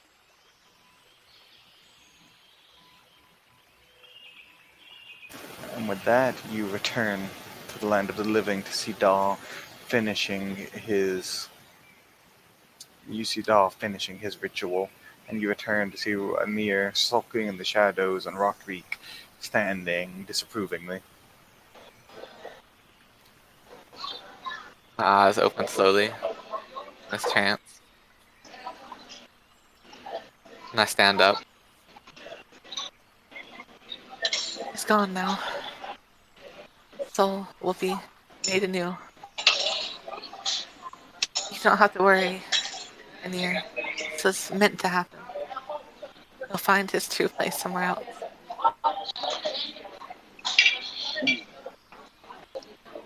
And now what? Nir is quiet. She's sitting down in the shade of a large fig tree. There's ferns all over the place. Hanging vines as well. She's sitting there in the corner with a green cloak around, kind of staring down, staring off. I look down at you. I know that you must feel horrible about this. Or if you had the choice, you wouldn't feed at all. But this does not make you a monster. You were only doing as you were made to do.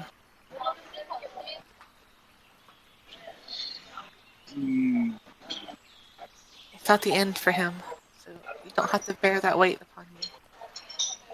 The best you could do for yourself and him is to move on. Try not to do it again. It ended fine this time. I can't guarantee that it will if it happens again. For each soul is different. Yeah, like Dar's kind of thinking about what his grandfather said, and he's kind of like, it's like a really prickly situation. Just feed on us next time. Don't let yourself get this hungry again. And like What am I supposed to do instead, Relia? And I look up to you. Kind of like hardened eyes. Tired, weary. Not tearful, not mournful, but a more exasperated sort of face. Look up and... What else am I supposed to do? Cut into you. To take from you again. Heal very quickly. Stop. Stop it, all of you. Maybe. Stop it. That's enough. It is my fault that I did not understand something, but I understand it now. I look down at the roots and the mud of this place. It appears that we are all part of the same tribe, everyone here in this village. Apparently. That is news to me. And that's everyone here. When a mother feeds her young with her breast, does that make the child a monster? I kind of looked down at the desiccated corpse, and it's like, this is a very different situation, but okay. Kind of like that emotion flashes This across my happens. This death happens when you don't feed. It doesn't have to be this tragic. It doesn't have to be this bad. If you will feed on those willing before it gets this bad, then you won't have to deal with this. It can be manageable. It can. I'm looking down. I just need to hunt more, I guess. Hunt those not and adult. Dar's going to pick up the corpse. How heavy is it? For the timber? At this point, it's probably roughly 100 pounds. I don't know how much that is. I don't speak. About 45 kilos. Okay, I can lift that. Yankee Doodle. so I can I can lift that up. Put it around. Yeah, Yankee Doodles. I'm sorry, I don't speak slavery. God, shut up. Shut up, man. I guess I'm just gonna lift it up and be like, oh, I guess are we taking this back to his family?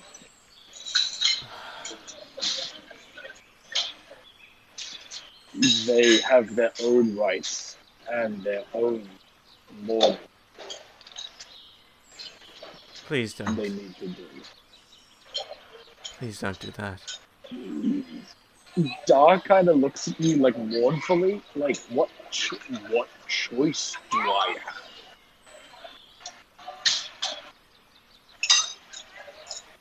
It's now that Aeneas starts to feel very sorrowful. Just don't do that, please.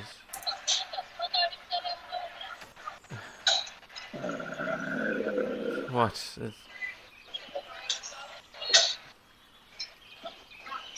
Would you know what you would want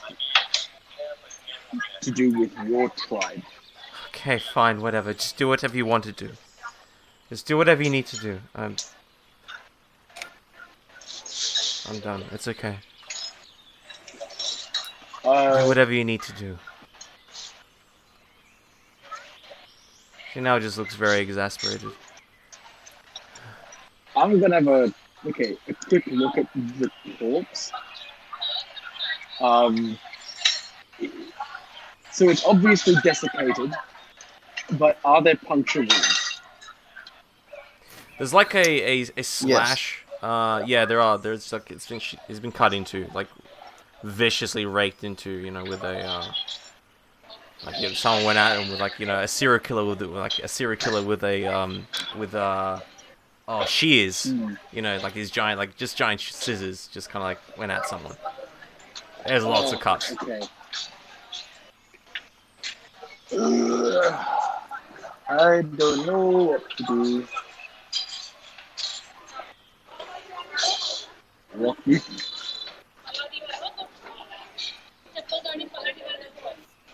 If we go back and tell everybody that Anir killed him, then they're gonna want to kill Anir. If we can guarantee this won't happen again, we can say somebody in the jungle got him.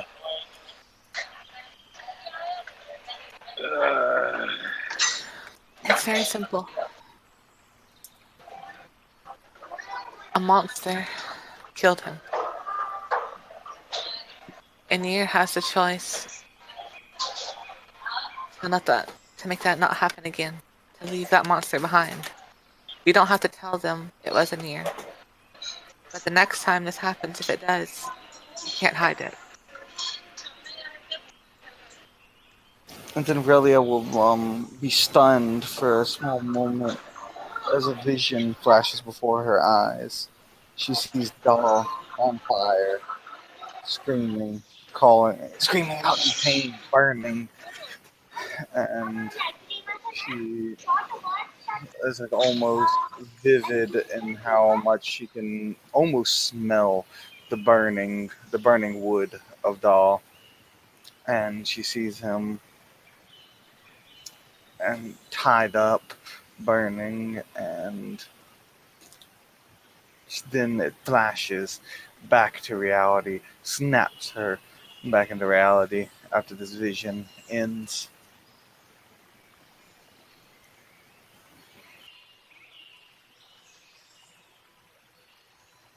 It's like sort of holding my head a bit, and I'm kind of shake it off.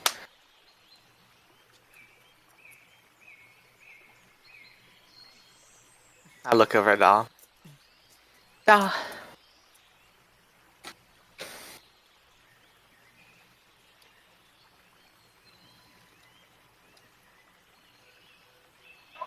Oops, yes. What?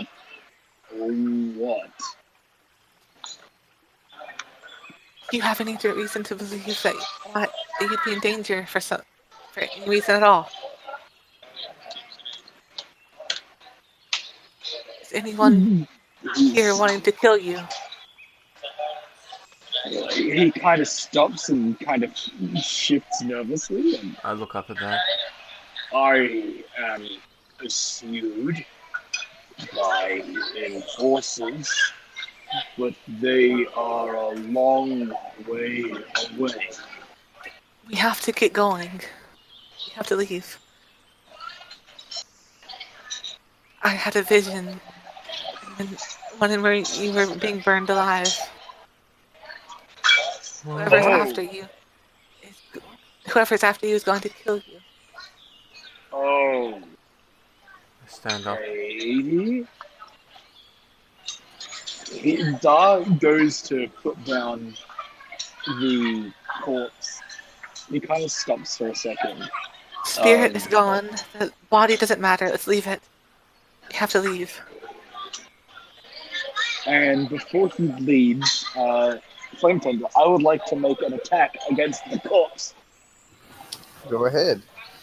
You can just do it with. You don't have to roll it. You can do whatever you want to it. All right, I'm It going resists to you. Roll defense.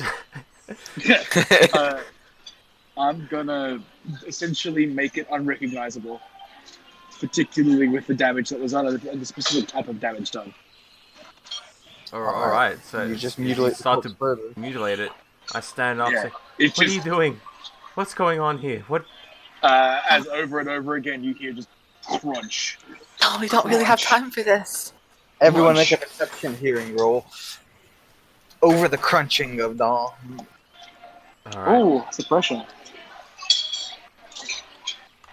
Oh, give me something good. Oh, get that. It's always once today. I'll begin to. I'll try to grab Daw by his arm and try to pull him away. I'm getting a 15 to Okay, listen. 17. That's a 15. Alright, Anir and Solitude hear heavy footsteps and crunching of leaves and twigs in the distance, getting closer and closer. Which direction is it quickly. coming from? Like deeper in the jungle? They're coming from deeper into the jungle. Something in the jungle is coming towards you all right now. Something big. So it's coming, but it's not coming from the direction of the town. No, it's coming from the jungle. From the jungle. Okay. Looking I around, kind of I see. motion for Anir to hide, as if like I know we can't get away. Only Solitude and Anir hear this, by the That way. Daw is too slow. I kind of Yeah, motion for Daw- Anir to hide. He's intent on making sure that nobody can get to his friend. Finding this, so he's very I intent. look at Rockbeak. I motion for Anir to hide. I look at Rockbeak. There's something coming, something big. Run, all the three of you. Run now, now. Rockbeak just gets ready to fight. I will actually, unfortunately, not listen to Solitude. I will climb it. I will attempt to rush towards the direction of what is coming at us, but in a quiet manner. I will quickly, as quietly as possible, try to get to it before it comes on us. And as soon as I catch sight of it, I will then likely run back or do something. But I want to try and get a look at it. I'm gonna try to hide behind a tree as well. I'm gonna draw my weapon, knowing that Daw he's too slow. We can't run, so we have to fight. Da's only now just realizing something's up, so he's like looking around with his staff, waving it back and forth, going like, What's going on? I got a 12 on stealth, by the way, for trying to hide out of shot. Whatever this is. Also roll my Anir, you stealth. make an attempt to hide yourself as you run forward? Yes. Yeah, stealthing forward, stealthing back. Yeah. Oh, you got a 8, so you have to roll again. That's a 1. Nope. 13. Alright, that's still pretty good. Yeah. Yeah. That's a 25 total for me. Hey, friend. As I dive into the thrush of the underbrush, of the ferns, even moving, cartoon style, picking up a fern and tiptoeing as a fern, my hoofed feet, making my way, gliding between the trees, climbing vines, and slithering almost along branches, trying to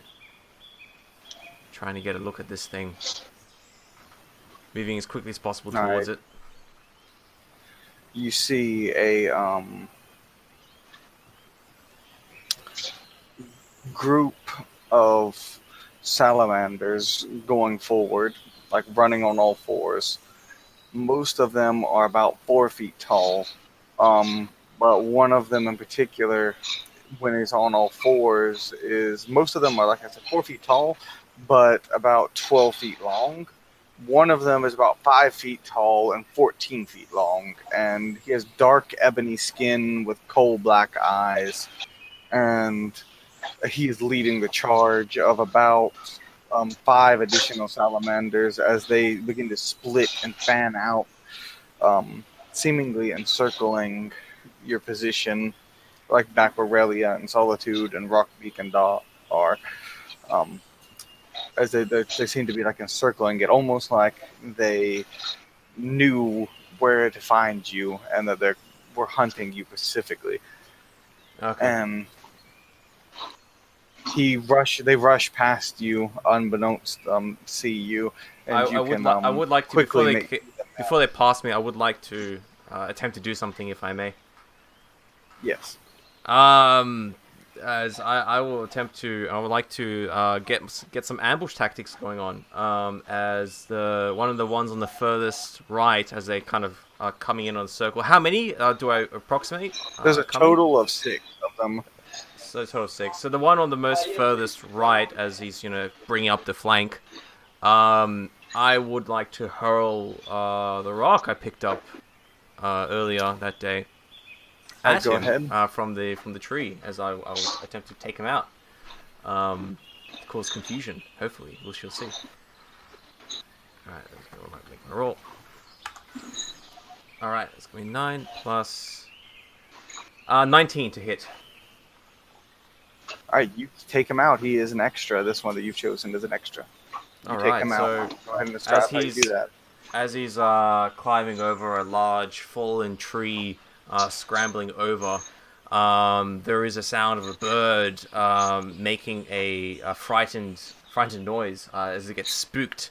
As then there is a whirling sound as something is hurled from up in the trees. Not a large rock, but it is sharp. It's almost like a diamond-shaped, jagged piece of stone, and it embeds itself into. It hits with tremendous, powerful force into this thing's meaty neck, getting that vital spot just below the Adam's apple, and crushing his windpipe as he then begins to this large sort of roaring hiss as he is clambers mid clamber over the fallen tree. He then falls down, making quite a racket as a noise as he begins to is suffocating, and he's wheezing, and he's dropped his whatever weapon or whatever item he was carrying, as he begins to flail and make a large crash, a sound of crash, as more birds are spooked in this moment, as there is that wet sound of that wet thud and a crack and a wheeze and a fall of a great salamander-like body. As in that moment, I probably would have revealed myself to them. That's going to be my action. All right. 2 of them break off from the encirclement, charging in your general direction, while the rest continue on with the encirclement. And the rest of you see Rockbeak. You're just Relia's hiding. You're preparing for battle, right, Rockbeak? Yeah, I'm just sitting here ready to fuck up whatever comes over. Dahl, what are you doing? He is taken aback by the screaming in the forest. He didn't know anything was out there. And then, like, one of his friends disappeared, and now they're screaming, and now he's really concerned, and he's like, well, what? And he's picking up his staff, which is partially covered with dry Freyan bits. And yeah, he's like, what's going on?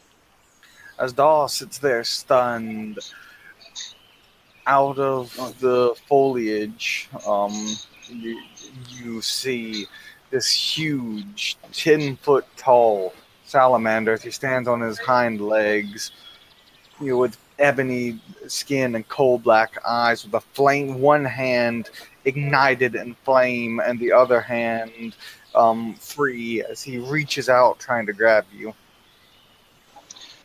Okay. Roll in defense, I suppose, yes?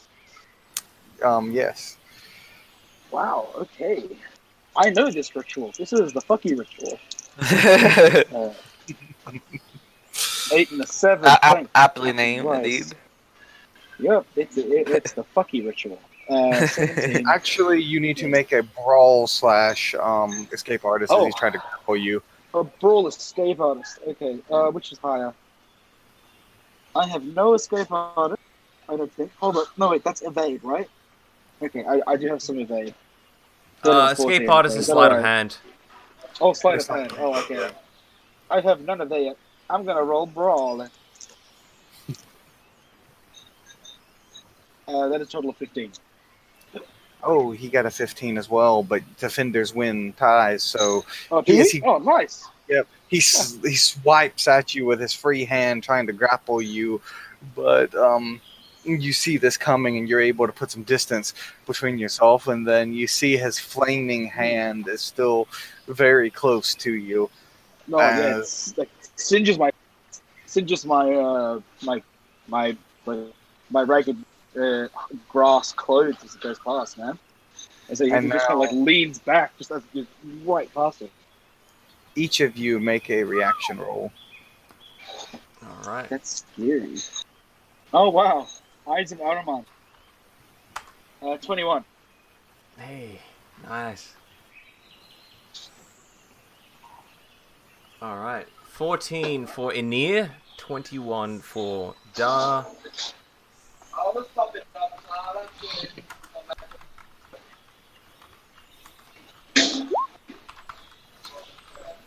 I got 19. Rockbeak got a 10. Alright, so Rock is going to go Da, Relia, Aenir, Rockbeak. So, Da, what do you do as he just swiped at you like this?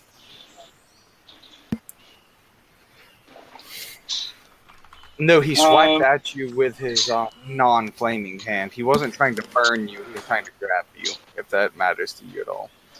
Oh, okay. Yeah. Alright, so I know this ritual. This is the ritual which burnt my grandfather, which burnt the forest.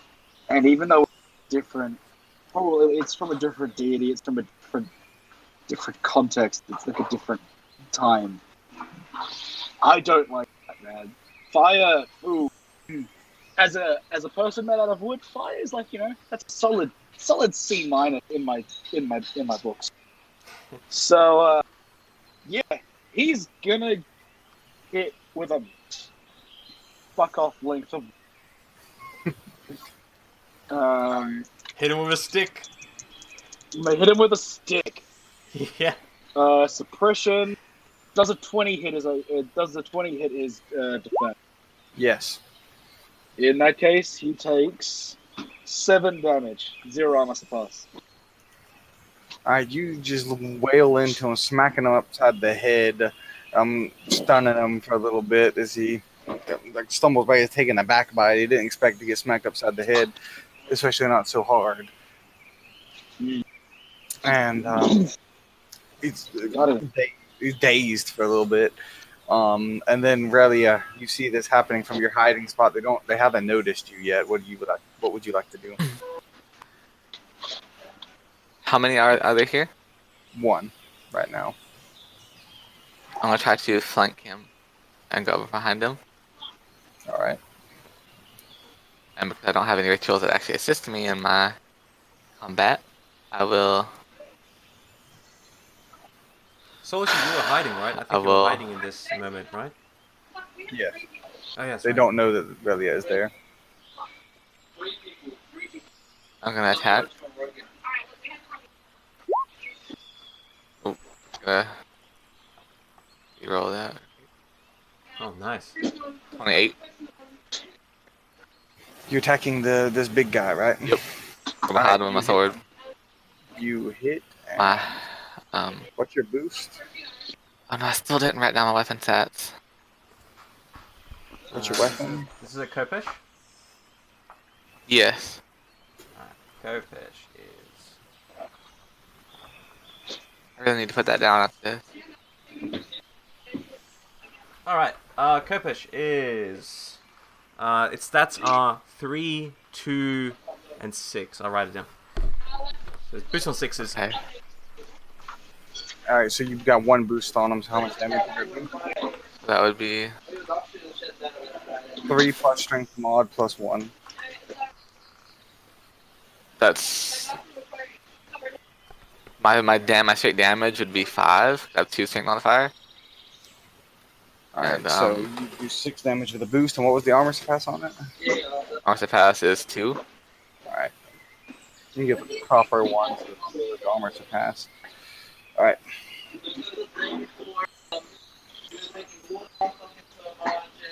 So, Boss said he has to go work now. alright.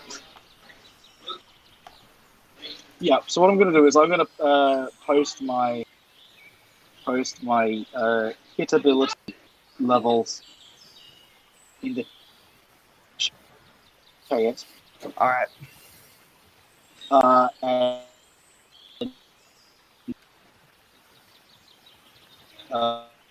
Alright, we can't even hear you at this point. You've turned to a robot. A full robot mode can't send you. I just keep on wailing on it until Oh, there we go, yep. and You're then back. he's okay.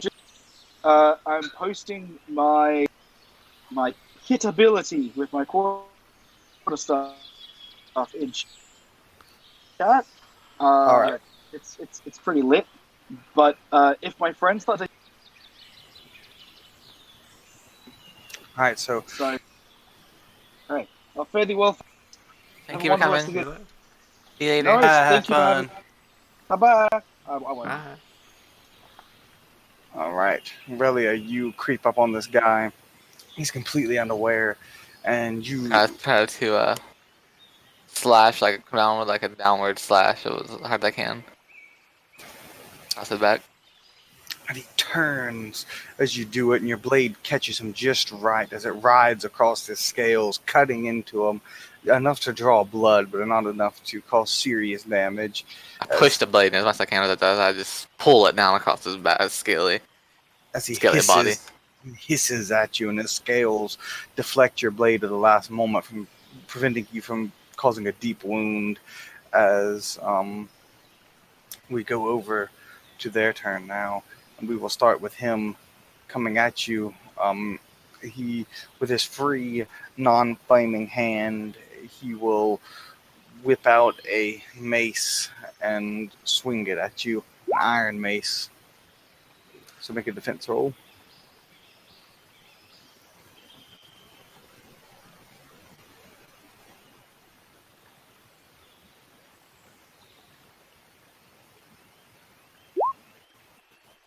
Yeah, 17. He swings the mace at you. You're able to sidestep gracefully as he swings it clumsily. And then for Anir, these two other salamanders converge on you with their maces, and they're going to make an attack. So you're going to go ahead and make your defense roll now.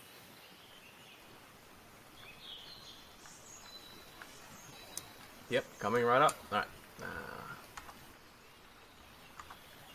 So we're doing 2 defense rolls. So the first one is going to be... Yep, first one's going to be a 13. Yep, you beat both of their rolls. Yeah. So, yep. So they Fantastic. both As come they come- at you. Yeah, they're going as to they come at both you come at me. swinging with their maces, trying to hit and connect, trying to find some connection with you with the iron mace. But you're too fast, too nimble. Yeah. As I'm And climbing they up the can't get trees, I'm you. swinging from tree to tree, from vine to vine, as they're trying to jump up with their maces, and they're trying to hit the low-hanging branches. They hit against the branches, not hitting me as I'm ducking and weaving. I'm just trying to stay up in the branches as much as possible. As they're with their great height, they have great reach. They can reach up to me. Yeah. But I'm just managing to And squirrel away. then Rockbeak sitting here, readying himself, no doubt, about to charge this behemoth standing before him, is blindsided from behind as one of them creeps up behind Rockbeak They're and gonna smack me. attempts to smack him in the back. Go ahead and make your roll. With they got a surprise on you. Oh, so that's That doesn't even matter. You roll, just your natural roll was enough to beat them. So, okay. all right, there you go. So you hear this coming up behind you the last second as they try to bring an iron mace down onto your iron shell. I just sluggishly just dodge, like no, either way, just kind of like pivot on my leg and just kind of avoid it. As he brings it down, it crashes into the dirt where you were standing. As he hits hard and leaves a small indentation. As another one comes out at you, swinging from the bushes, and you make another defense roll. He got me. This one is actually able to connect with Rockbeak as it smacks into you. How much armor do you have? 7. All right, this thing smacks into you, dealing actually no damage to you. Whoa. As he Gong. as your shell reverberates. Actually, the first attack shouldn't have a +3. It should just be 11. All right, well, you would have dodged as well, but so he hits into your shell and it reverberates, making the iron vibrate through your whole shell, but causing no internal damage besides him shaking you up a little bit as it just bounces off of your hard carapace combined with iron plates riveted on. As Rockbeak stands there like a tank, like a living tank in his own right. I just As then smile it at will him. be his turn now. I smile at him. And I go to bite him. All right, go ahead and make your brawl attack for your bite. That is a 17. You finish him as he's next to him. He is dead. And I bite him so deep. Like you can just see all the intric. You can see his spine. Like I tore his entire throat out. The blood is just gushing out. It's just a geyser of blood. It bathes me in blood. It bathes everything in front of him in blood. Like it's just squirting out like all of his body, and all the blood in his body is just like shooting out at a supersonic speed from his torn throat as he futilely grabs that in his lumbering form. He just staggers and he falls, collapses to the ground as the blood continues to just pour out of his throat, soaking the ground that he lays on. And then Relia will feel this warm sensation splash upon the back of her hair and her back. Warm wetness. As it coats her back. As we then go around again to Dahl, the speaking tree. Is it me? As, is it me before Dahl? No, Dahl goes first. Everybody's already had their turn. It goes Dahl, Relia, you, them, then Rockbeak. I believe it was. Right. Okay, I think we might. Dahl has 21. I think we might have skipped me by. I think I didn't. Oh, we skipped you. Never mind. I'm sorry. All right, let's go with you. Go with you. That's right. Yeah, I was going after Rockbeak.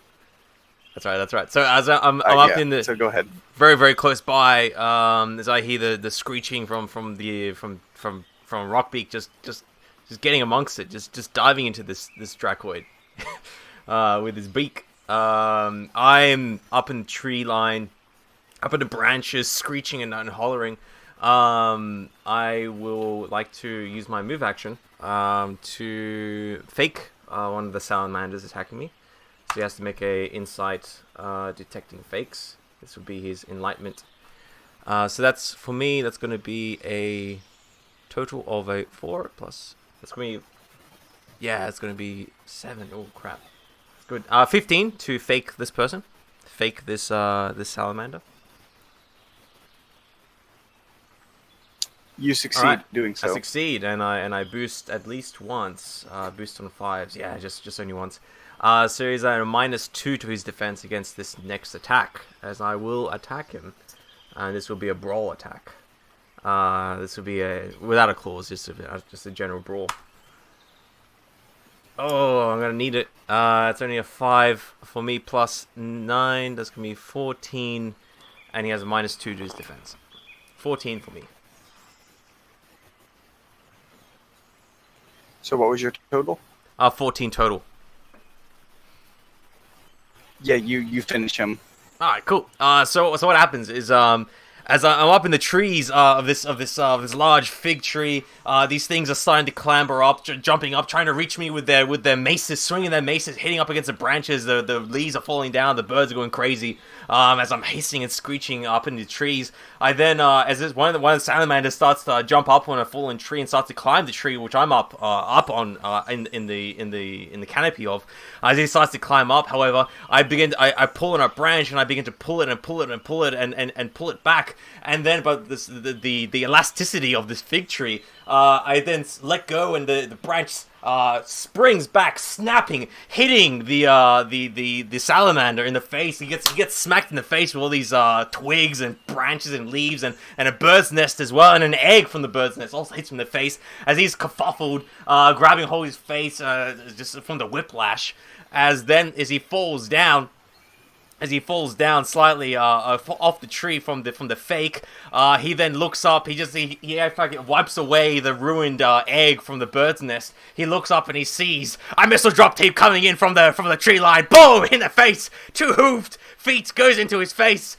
His eyes are gouged out as he falls back. His head exposed, his brains exposed as there is a resounding crack as he takes a skull-crushing hit to the face as a vicious missile dropkick from the trees deals to this salamander, and he wails and joins the other salamander. He got hit in the head with a rock, or in the neck, should I say, with a rock earlier. Both of them join each other in their embrace in the mud.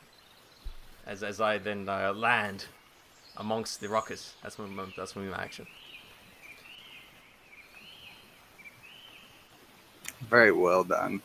And now, as Dot had to leave us for work obligations, I will make his roll for him for his request of what he would do, and he requested to continue to attack. Oh, he got a 25 total on his attack, and his opponent got a 12 total on defense. So that is actually going to be a boost. At least. I think that is going to be 2 boosts. Yeah, that's 2 boosts he's got. So Daw is going to be bringing him into the quick, actually. Daw will spin his staff around again, bringing it back after just smacking him.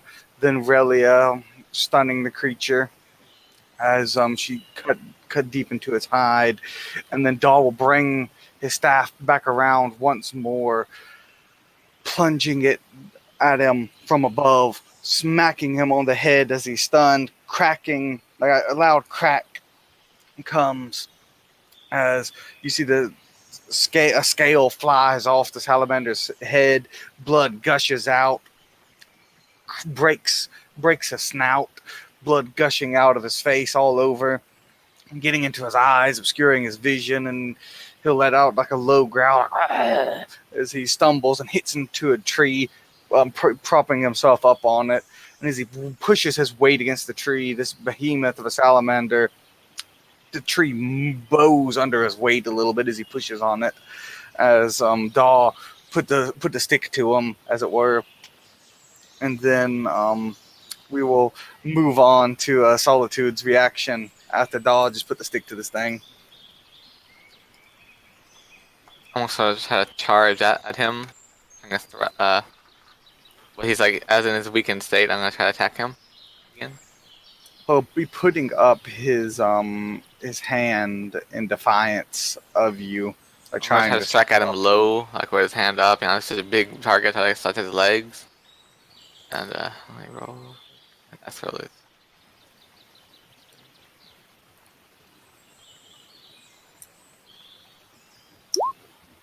Okay, I 17. All right.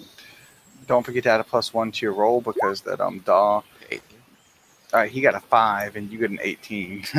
That is going to be a bunch of boost. That's going to be 2 boosts for you. All right. So That how would much? been that's 7 damage. Was because it's copper 1 armor class, I think. Yep, you're going to be actually finishing him off.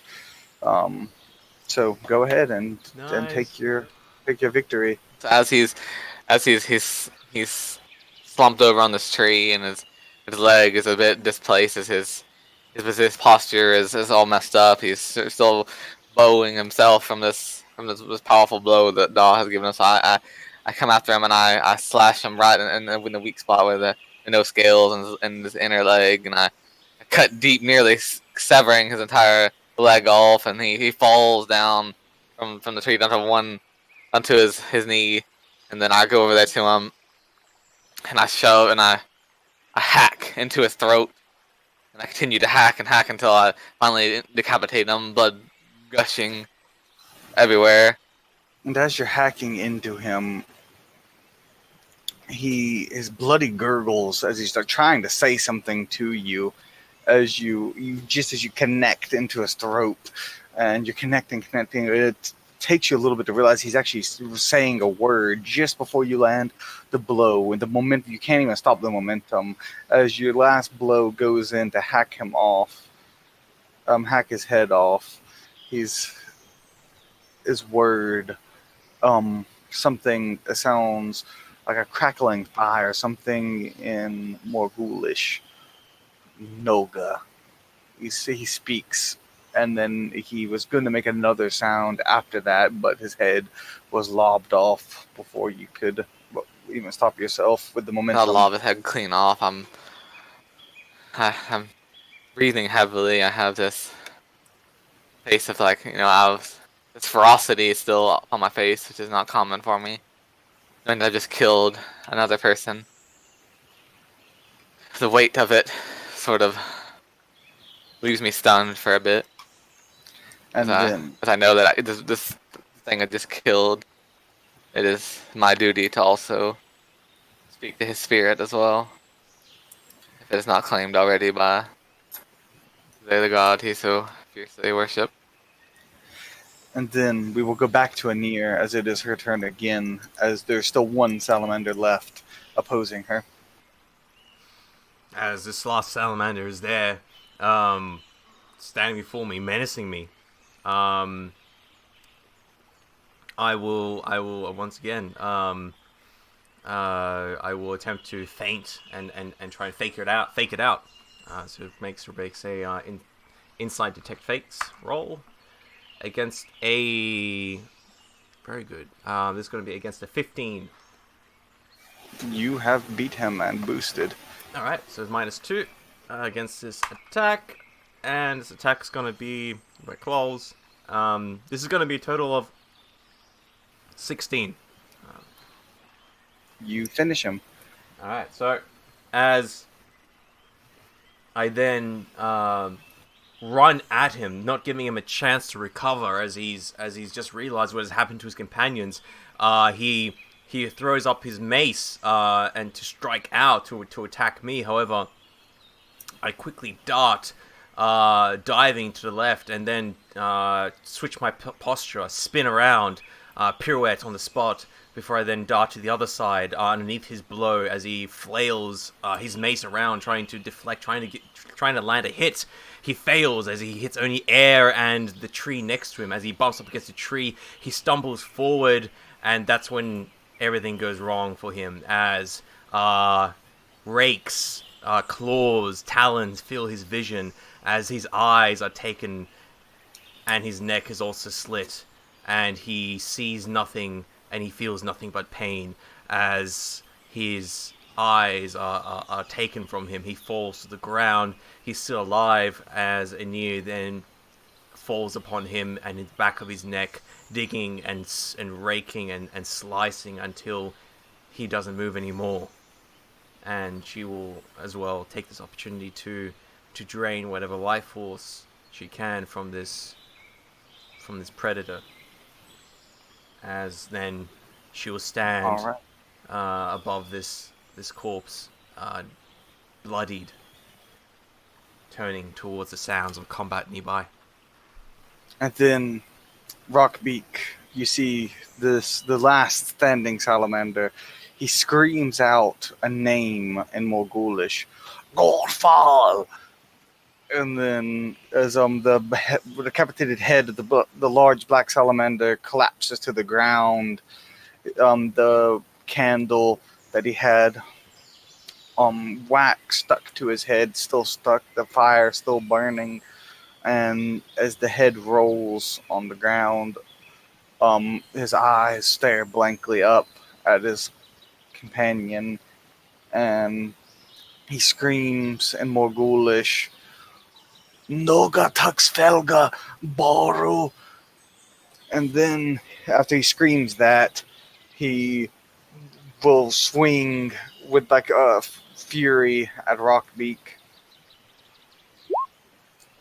Ooh, he gets double eights.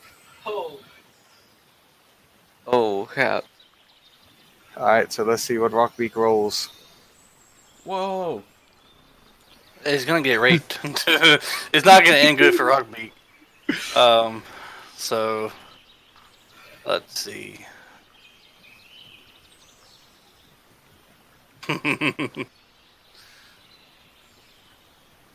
How's your defense? Alright, Yep, Rockbeak.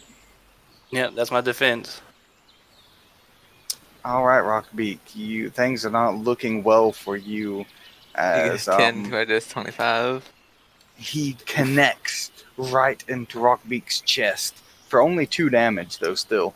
And as he hits into your chest, he does knock you to the ground, though his massive force with his mace as he hits you in the chest, dealing 2 damage, jiggling your insides a bit as he sends you backwards onto your shell, thudding into the ground, sending dust and dirt flying everywhere as you hit the ground hard.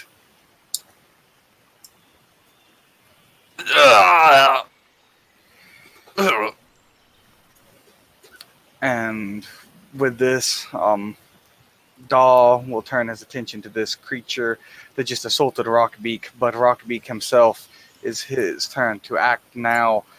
He's just been knocked to the ground. So, what will you do? You spend your move action to get back up, I think. It is to get up from prone, if I remember correctly. Yep. So, what would Rockbeak like to do here?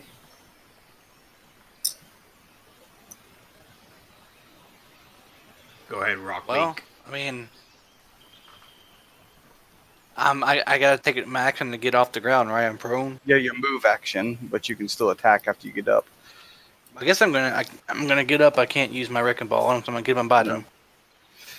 You quickly scurry up to your feet and go on in at him with that bite. Let's see how it goes. And you connect. So it's 16, and that is 10 damage and 1 armor pass. Yep, he is dead. Go ahead and describe how Rockbeak not only gets to his feet, but then delivers a takedown of his own. I quickly get up to my feet faster than what he would have expected, and in the shock, I ran up there and I bite him in his thigh area and tear a chunk out of him, which causes him to fall to one knee.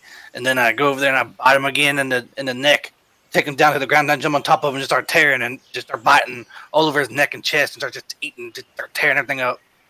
And blood just gushes everywhere. As you're just tearing him apart, he repeats that phrase again, Noga Tux Felga Boro. And then he says in Thuban to you as his dying breath, as he's gurgling on his own blood as you're tearing him apart, is like, he will, like the righteous flame, thank you.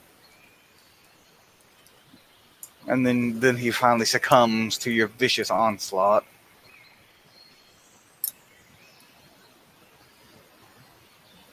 Seems like these salamanders are getting ballsy. Is everyone all right? Just got a little bit of flesh and viscera and gore hanging from my beak. Start breathing heavily. I'm fine. You You're do not know scurrying where through Anir the- is at the moment. Yeah, I'll be making my way back as soon as possible. Yeah. You're not that far, but I was just letting Rockbeak know. Did all these candles get knocked out in the ruckus, or? Nope, they are still firmly on their heads, but they're still lit as well. Daw will most likely go about carefully extinguishing the fires himself. I imagine will probably be his response here. And then, Just kicking dirt on them from a safe distance. and then Anir will be returning from the distance now, from There the are more of forest them. now. I counted 6. I took 3. As you see 3 bodies litter the ground around you as you return. Is everything okay? Hey, As just in we're time for the covered party in in blood. here. Kinda late though. Seems like we killed their leader. We did.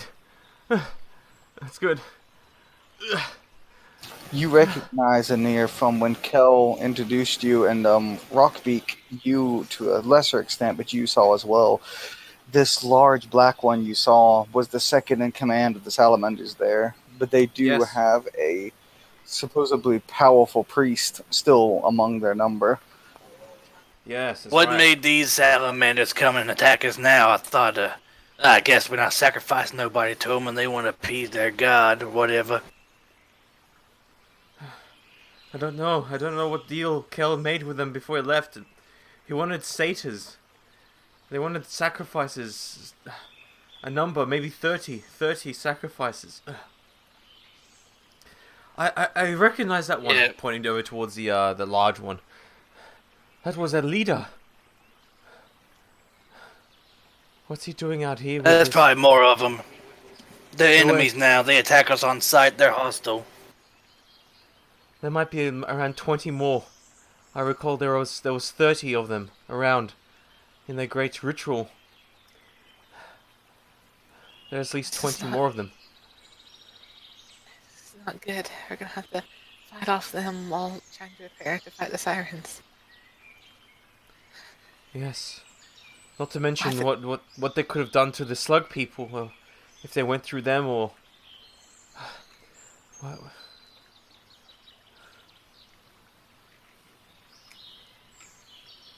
Well, I think now we we did can the tell wrong thing. people that the salamanders killed the missing Freyines. What was wrong? They attacked us. No warning. They just came at us. So I mean, it's my eyes, their enemy. They want to die. I'll send them to their maker. Yes, but they had another way off the island, but... No, you're right, these were... We're gonna get off the island. Don't worry. We'll start heading back to town. People in the village need to hear what's going on. Should we take some of their heads? I say, looking over at the head of the one that's just lying in the middle of the camp, that solitude, decapitated, brutal style. Take the black one's head. He's the big one.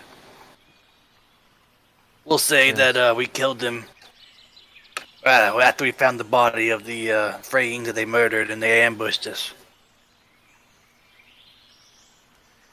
Very well. Am I still supposed to? By the way, am I still supposed to deal with these ghosts of these things, even though they have their own patron and stuff? You don't need to deal with them right now, no. All right. They still have, there's still time for their servitors to collect them. You're mainly dealing with ghosts of people who are lost.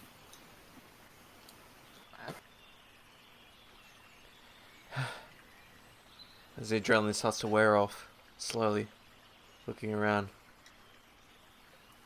Okay.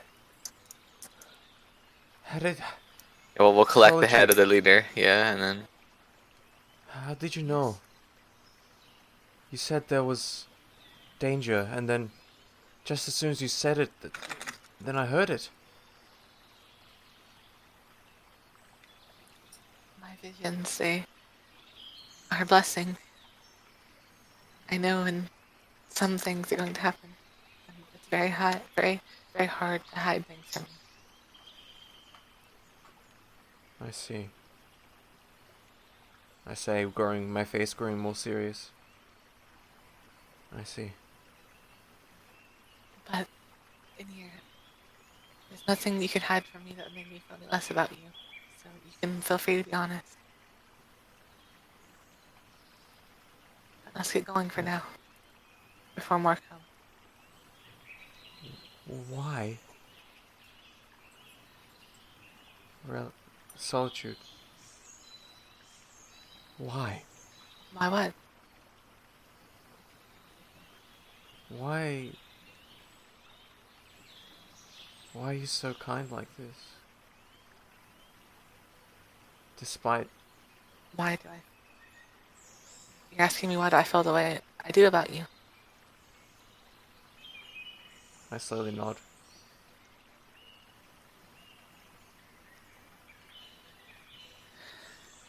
I feel that way about all of you. Because when I was alone in that cave, you all came to me and gave me something I've never had before. Real friendship and others I could rely on.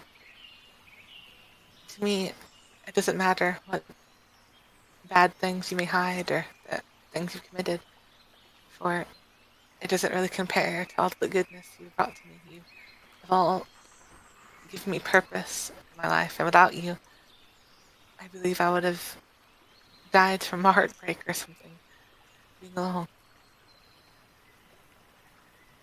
So I owe all of you my life, and I could never repay you. That's why I feel the way I do. And that's why I'll continue to feel this way. I nod, and as we slowly make walk back towards the village,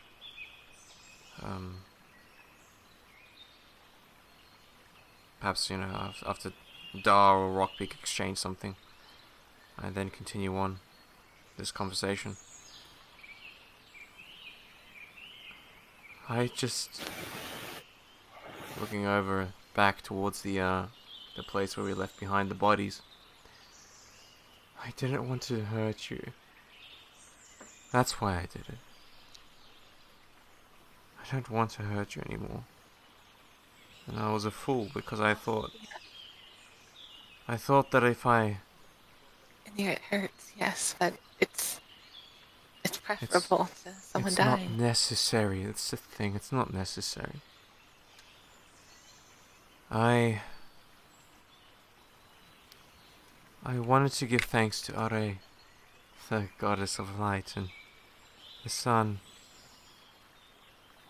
She gave me this new sight that I could now see the light and not be hurt by it. I wanted to be thankful to her and what she's done. But I can't live, I can't survive, I can't follow her tenets, her laws. Because everything that I am is an antithesis. I feed only through taking the life of others, and I've only been able to do that by hunting, and Our demands that none hunt, none who worship her hunt. And if I cannot hunt, if I cannot take from beasts, from animals, then I would need to... From what I've learned about the gods is they ask us to do things, and those who we worship ask us to do all that we can. But of course, we can't sometimes do them all, and we're not perfect. And sometimes we're, not even the same race that they've created, such as if someone were to worship a god that created a race other than them, they couldn't be as close. But that doesn't mean that you can't try. And You're trying very well. It's nothing inherently evil about the way you have to eat. There are ways to hunt like you do with animals, and also if someone gives you permission to feed from them, I don't see anything wrong with that either. It's just something that has to be done and needs to be dealt with. Like But those who when I would was be young, willing. Yes. when I was young, I was very difficult to deal with.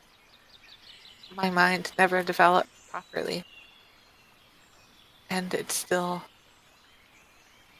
have so many issues with speaking to others. My parents, they didn't understand, and that made things very hard for me.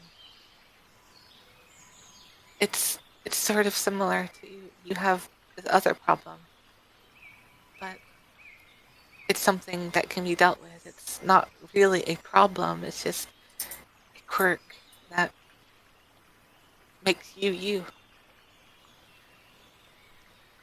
You see it as something so bad, but it's a matter of perspective. And you should learn to live with it. To know things don't have to be as dark as they used to be in your life. To move on and be stronger.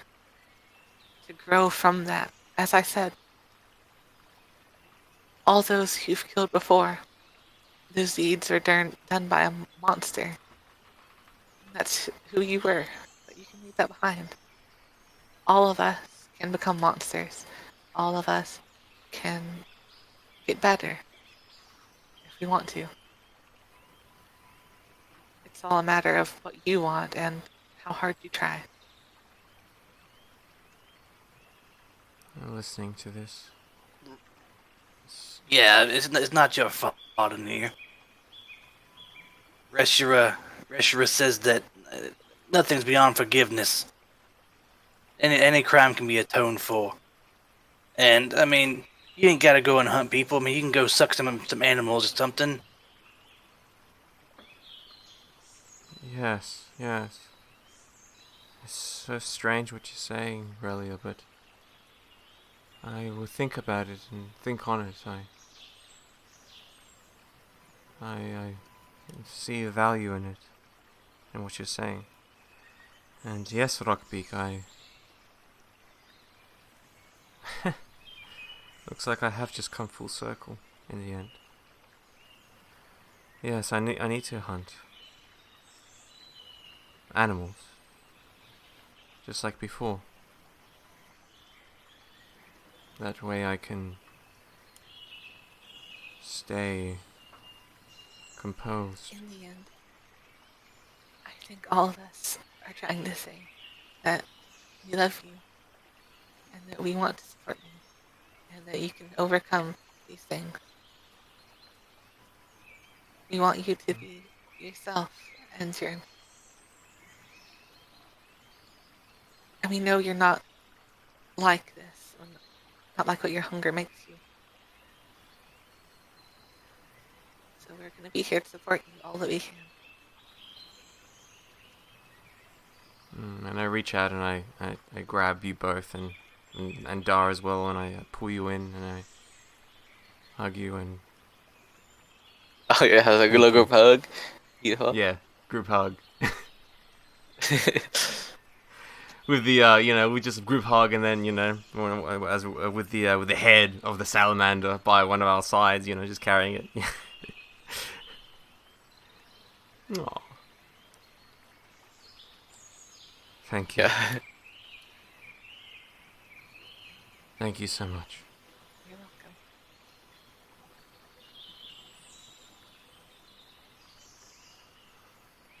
As we head back into town.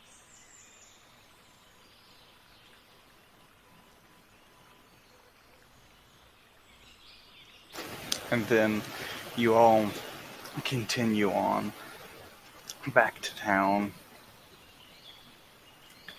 And as you enter into town, the people have been hard at work, still training and digging those sand pits as requested by Rockbeak. Rockbeak, what would you like to do when you return to town with the head at your side? Would you like to? Are you going to call a meeting again, in town square, or? Yeah, go in there, get my soapbox. We'll hold up the freaking severed head, and we're gonna raise morale. The people gather around Rockbeak holding the severed head of this strange creature, waiting in anticipation to hear what he has to say. We went out there looking for the missing brothers and sisters out there. We were attacked by these fiends. After we found the body of one of the missing Freyines, they attacked us. They are the enemy, and so they'll be treated as such. This was one of their mightiest warriors, and he fell before us. So rejoice, we've avenged them. We've also shown that we aren't to be fucked with, ain't that right? Everybody, just let's have a cheer for you as you say you took out one of their mightiest warriors. Yeah. We don't have to be fucked with. I didn't do it. I mean, I make sure I say we did it. I ain't taking responsibility for this. They cheer for the fact that basically it's a win for your team, a point for your team, so to speak. I just go over to like a stick or something and just stick it on a stick. I just stick the head on a stick or something, some pike somewhere. I don't know, like a little piece of stick somewhere. Yeah, as you pike his We head. can beat the sirens just as we have beaten the salamanders. We are mighty. We are many. They are few. We have much to fight for, and they fear us for it. Change no more. Change no more. Change no more. Yeah, the We're gonna people fuck they them roar lizards. and cheer. And as it's drawing a little closer to nighttime, now because you spent basically all day tracking people and fighting and everything. Do I have time, like after I put the head on the stick, to like just start reading from the book? Yes. People? Are you Start like reading do you literally just start like genuinely preaching to these people, or do you want to like read the book? I want to. No, I want everybody to gather around. I want to just enlighten them and have like little story time. I just want to just read a book to them. All right. And tell them about Reshura and enlighten them. And they ain't got to stay to it. They ain't got to stay there. I ain't forcing them to do it. But if the people want to learn about it, they can. I just want to spread a little knowledge to them. All right, a few of the people do tend to take interest. You get a majority of your current followers right now that are listening are satyrs and male Freyines. Right now, they're listening to you at this moment. I also listen. I really, I'm also there. I really put in. I really enunciate and make everything clear that like no one is a slave, and we all have purpose and we all have meaning, and that everyone, no matter their flaws, has something to contribute to society and the world, and that no one is too small or insignificant to make a difference and a big impact, and that everyone has their flaws and everyone has done harm to themselves or somebody else at some point in time, but forgiveness is a virtue that we must oh frick shit, I can't talk. It is a virtue that we must enact, and we must spread that, and everybody must act with forgiveness, because if we can't forgive, then it's gonna just be the downfall of us all. You forgive, you don't have to forget, but you have to forgive, and any crime can be atoned for, and that we are our own people, and we will carve our own path, and that we are slaves to no one. We are not slaves to our own mind either. We'll cast doubts. We will not doubt ourselves. And I just basically preach that and tell everybody that everybody has their worth, and nobody is worthless. Everybody has something to contribute, and everybody is they are a person. They're not a thing. They're not cattle. They're not slave labor. They're people with feelings and emotions, and they deserve the right to live free and not to be treated as equals. That everybody has their part to play. And does Anir said she was listening to this, but does Solitude pay any mind to Rockbeak's preaching? Yes, because she wants to learn more about Rockbeak's beliefs and how he feels about things. So yeah. And possibly surprising to Rockbeak, his right hand, Bess, actually shows up, and I guess she's pays some mind to what you're saying too, starting to listen, and you draw but a small crowd at first, but you do notice that after you're done and you get ready to go about your business, the crowd kind of starts doing something. They start moving supplies around, and they're doing something. You don't know what they're doing, but they're moving a bunch of stuff around. And like as the last thing I say as I put the book up is that I'm proud of everybody. Even those who feel like that they are useless and haven't contributed. Um, I tell them that I'm proud of them and that they fought for their freedom, and this is their time to shine. And even if they feel like they haven't done anything, that they're worthless and useless, that they're not, and that even the smallest ripple, the smallest stone, can make the biggest ripple in the grand the grand lake that is life. And just because you think that you're insignificant doesn't mean that you can't make a massive impact. I just let everybody know that I'm proud of them, and that whatever happens, that we did it together, and we did it free. All right, and then what would you all do after Rockbeak's sermon is ended? And the camera pans over to a great big ogre with tattoos and chains, marks of chains and wounds and whip marks on his back. And he's just silently, slowly crying from the words of freedom preached by the great Rockbeak, the Iron Shelled. As Nir is also having a bit of reaction as well. I also tell anybody that if they want to learn how to read or write, well, at least write, if they want to learn how to read, or they want to learn about Reshiram more, or if they just want to come talk and just talk about philosophy, talk about life, talk about whatever they want, that my ear is there for them. I mean, obviously I can't have everybody talk to me at once, but I'm here if anybody needs help, and I'm more than happy to share my knowledge about whatever I know to anybody who wants it. Upon saying this, you do notice that you get quite the reaction from the crowd. Like, most people are scared to death of you, thinking that you're this brutal, savage beast that slaughtered Alwick Oris, the oppressor of the island. And while they definitely prefer your rule, there's still this layer of fear because of just how powerful you are. But you just literally going, basically, essentially coming down to the level of the common man. Lee just strikes some people, just stuns them for 1d7 rounds, if you will, and they're just struck with awe. I let them know that if they wish to know how I fight, they wish to know about my story, about my tales, about where I've been over Kavega Thale. If they wish to read and write or even learn a new language, I'm here to share my knowledge with them, and that knowledge is power, and that hopefully if I'm able to instill some of my knowledge into them, that may turn a tide. It may knowledge is our greatest asset and ally.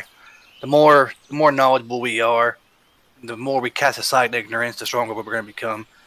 And if we all pull together and share our knowledge amongst everybody, then we will grow stronger, even stronger than the sirens, even stronger than the great armies of the Vygesh. We're stronger than any army once we put our pull our knowledge together.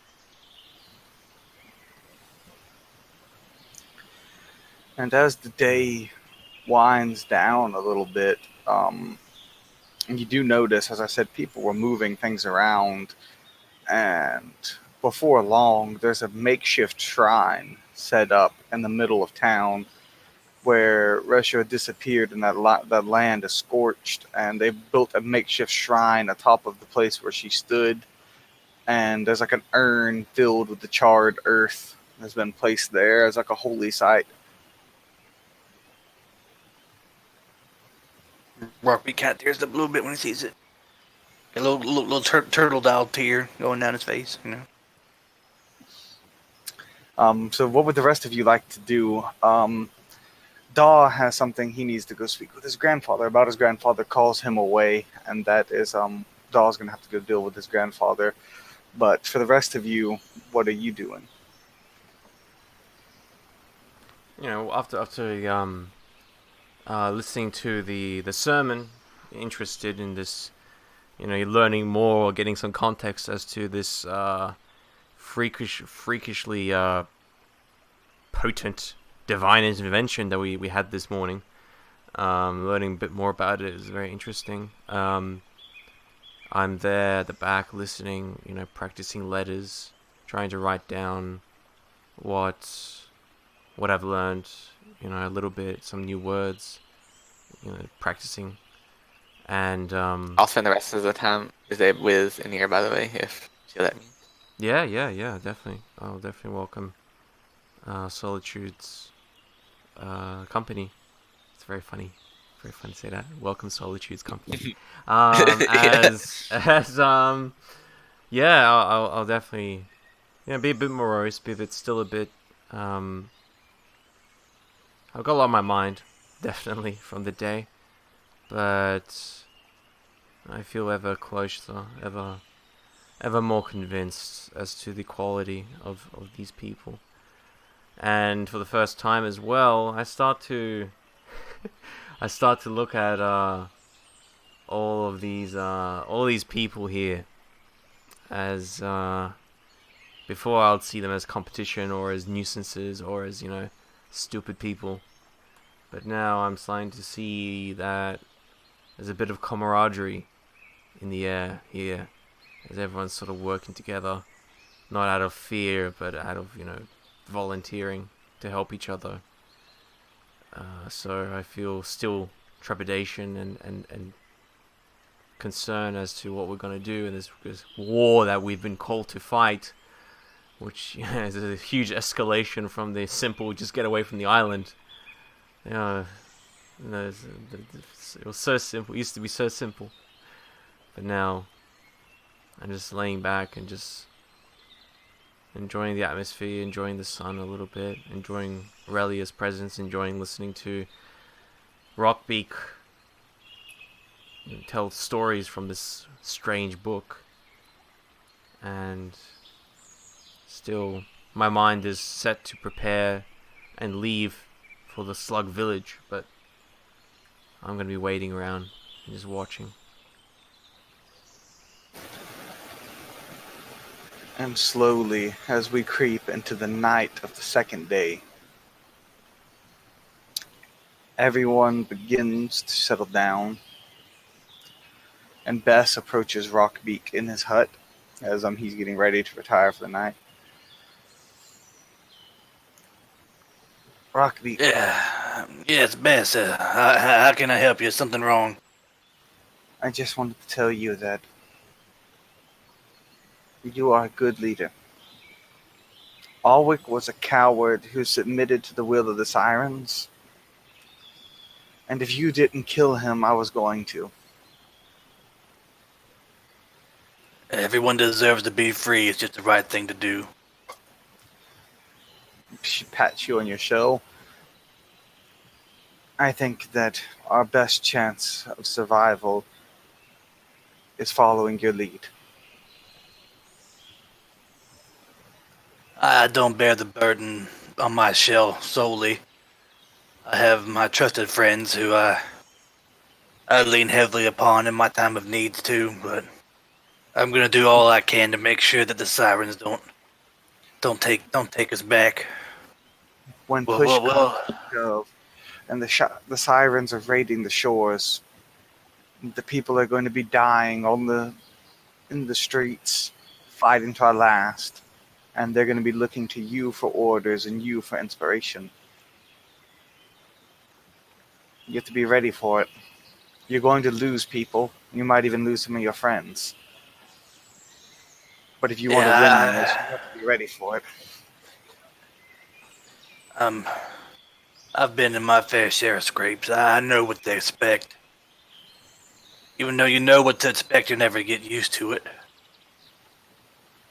Whatever happens, what we did here, we did it free, on our own free will. No one forced us to. We did what was right. This isn't just a war. You taught me that, Rockbeak. This is a revolution. You are our warlord, our war leader. And after this is done, these people are going to look to you to teach them how to rebuild their lives. They're going to keep following you. They're not just going to give up on you. You're going to have to lead them. Yeah, that certainly does put a heavier load on my shell than I was anticipating, but I'll ponder upon your words and everything will work out the way it's supposed to. Good night, Iron Shell. Good night, Bess. She'll Yeah. walk out, and she opens the door. She stops in her footsteps. Then, like, slowly turns to you with a face like extremely unnerved. Rockbeak, where did you say Daw went? He had to go out into the forest. He had to do some talking What to a tree or direction? something. Do I even know which direction he went into? Yeah, he went near the shore. Near the shore, I think. Come, quickly. What's wrong?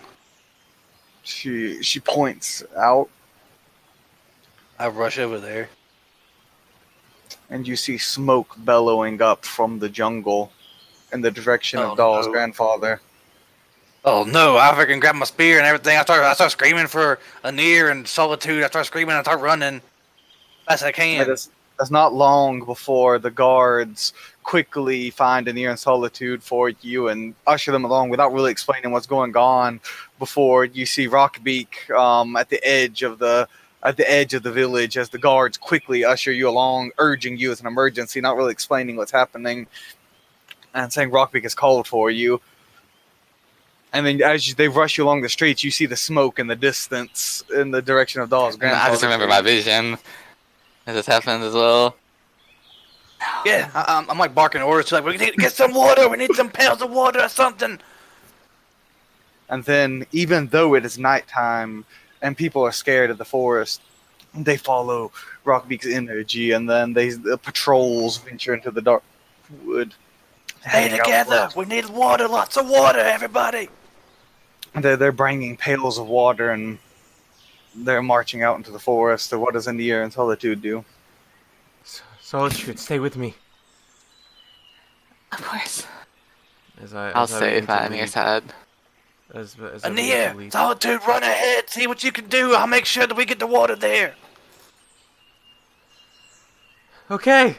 I'll stay by Anir's side. And I begin to run as quickly as possible, however also leading Solitude, keeping up pace. As we run Rockbeak towards is making sure that this fire brigade is in line and making sure the guards are stationed on either side and escorting this chain of people. Just have buckets, whatever they have, like freaking leave something. Just pass it down the chain and just make sure the water gets there. And then as Anir runs ahead quickly, she sees the great-grandfather oak ablaze. Is it like? Daw Is it nowhere to be writhing? Is it moving? Is it still? It's still, and Daw is nowhere to be seen, but there is a single salamander sitting in front of the tree unarmed and just sitting there like he's waiting for something. So I stop as soon as I see that. And I quickly I duck. Trying to stay out of sight. Reflexively. And then Solitude just runs up right behind me. And with one hand I gesture to duck down next to me, and then I just with my other arm I point towards the I listen, yeah. towards what we see. What's going Stepping on? down with you and following your orders. And then I see the burning tree, and I see this, this familiar place I've been to before with Dar. And I don't see Dar anywhere, and I say, Dar. Oh no! As I then rush forward, uncharacteristically. As you Running rush into the forward fire. and the salamander sees you approaching, he is actually sitting within the flames himself as they're lapping out around him, and he calls out a single name, one that you recognize. It's in Thuban as he calls out, Rockbeak. I start screeching in Daz's. Where is Da? Of course, he probably can't understand And me. then Rockbeak, you do arrive with the fire brigade, and they all stop in their tracks as they see the salamander sitting here next to the burning tree. What are you waiting for? Put that fire out! I go up there, spear at the ready, approach the salamander. All right, they start approaching, and as they approach, he stands and speaks to you in Thuban, and they kind of like hesitate as he stands up. Rockbeak. I'm staring daggers at it, but I'm just, put the fire out, hurry! He's like, if they touch the fire, Daw will be burned. I say, wait! What'd you do with him? We have taken him. Why? Sacrifices. 30. Bring them to our camp, or we shall sacrifice Daw in their stead. And what If we use would bring you you have? sacrifices, you're gonna burn the whole island and kill everyone on it. We You had crazy a- lizards! We had a deal with you, and you have not fulfilled it. Time is short. We can no longer wait. Your deal was with kill. He stands up. It was. You are correct on that matter. And as association, you will be providing it in turn for services rendered for him. That's Oppalang shit. We're not responsible for his deals. Then we shall take them by force. I'll kill you and I'll gut every last one of you and throw you into the Leviathan myself if I have to. If you anything even harm falls one me boss or on this fire, Daw will burn in my place. I shall stay until nothing but cinders remain of the tree and return. If you stop anything, then Daw will be burned as well.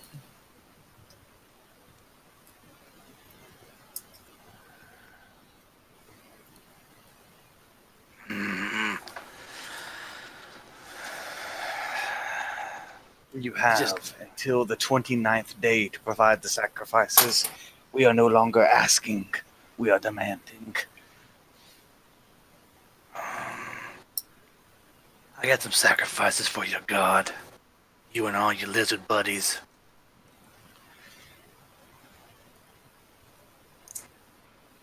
I started looking down and thinking about the everybody vision. to stand down and tell them to go back to the village. As all this eventually gets So they do. translated, I then walk up to Rockbeak with Solitude. And after a moment, I look over towards the salamander and I whisper in your ear. We can probably track where Da went, where they took them. These stupid beasts are clumsy in the woods. We will find their tracks. We will find where they kept Da. We will get Da. And then we will kill them all. Slowly. Every single one of them.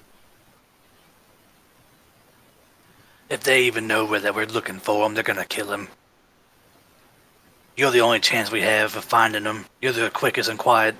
You're the most stealthy one out of all of us, but even you can't take on a whole regiment of them.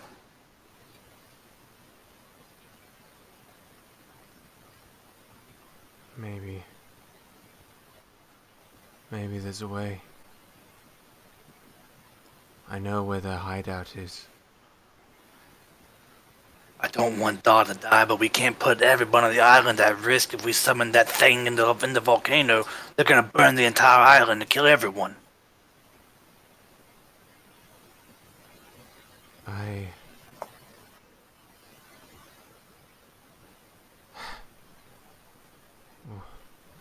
We cannot trust these ones.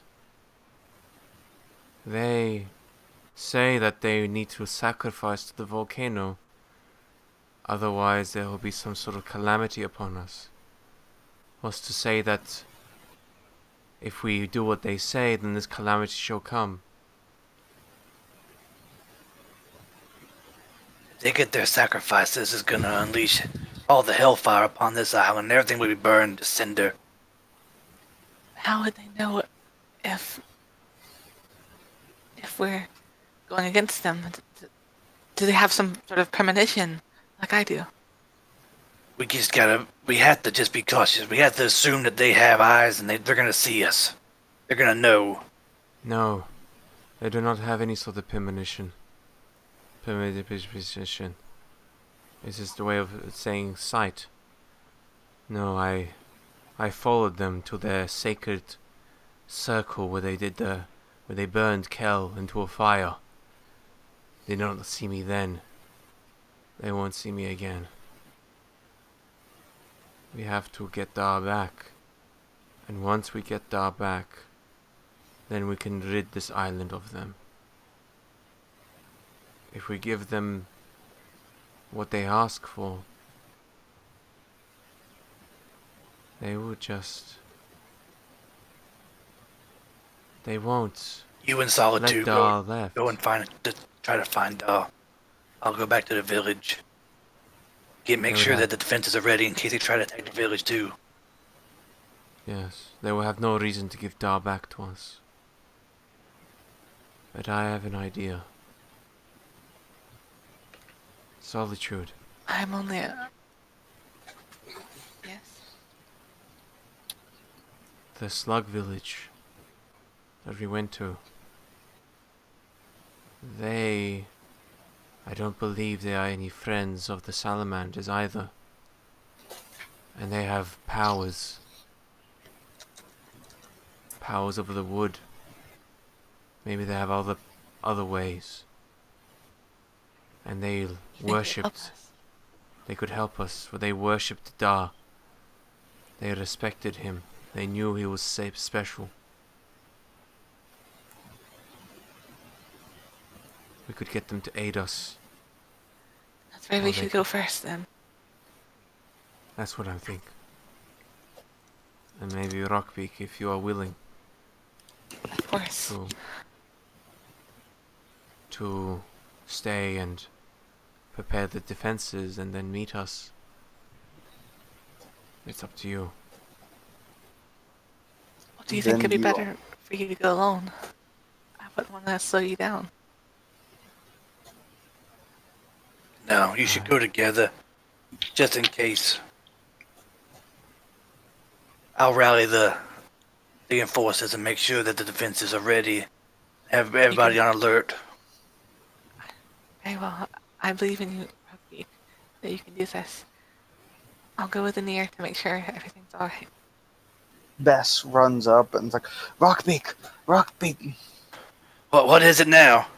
The others, they told me that we're not putting out the fire. What's happening? It's complications. I'll tell you back in the village. I look at Anir and Solitude and say, y'all be careful now. This way is the best. We won't draw suspicion from the lizards. I nod. I agree. Wait, I start heading back to the village with Bess. now she's walking back. She's like, what did they do with Daw? They got him. They held him hostage. If we put the fire out, they'll kill him. If we don't bring him sacrifices for the volcano monster, they'll kill him. Wait, what sacrifices are you talking about? The salamanders have some sort of dragon, demon, god thing in the volcano, and they want to sacrifice people to waken it up. If we do that, the whole island's gonna burn. So we're in the right situation here. I say if they want sacrifices, we give it to them. What? You want to turn into Alric again? Just start No. forcing people to their death? How many sacrifices did they want? They want 30. How many salamanders are there? Less than that. We've We'll killed a get our fair best- number of them. We'll get our best fighters. We'll tie them up loosely enough they can break out, and then we'll send their sacrifices into the heart of their camp. They're not completely stupid. Our fighters are going to be unarmed. Exactly. That's why we need the best, the strongest, like the What about the ogres. village? It'll be wide open for any attack. The sirens don't come until Fatash's day. That's almost half a cycle away. It ain't only the sirens I'm worried about. Everything's going straight to all the hells now. We can't be too sure about anything. And she kind of taps your beak. It's like, and I think you should go with the prisoners. Yeah, I was thinking that myself. We can say that you did something honorable. You're sacrificing yourself with your most loyal followers so that no one else has to die or something like that. We'll talk about it in the village and gather up the volunteers. I'm not forcing anyone to do this because it's going to be extremely dangerous. And we're not going to act until we hear back from Anir in Solitude. That'll still give us time to get things ready. And the nod as you head back to the village, and Anir and Solitude head into the jungle. And then I will call on soliloquies now. And we will start with Anir. Okay. So, as Anir walks through those woods that she knows so well now, having spent almost an entire cycle on this island, as the night falls on this second day, the adventures of the day, the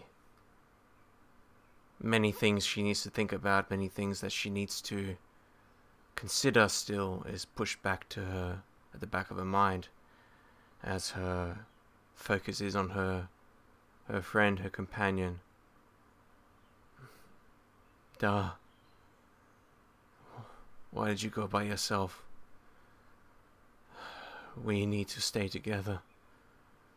These monsters, I knew they were trouble. Kel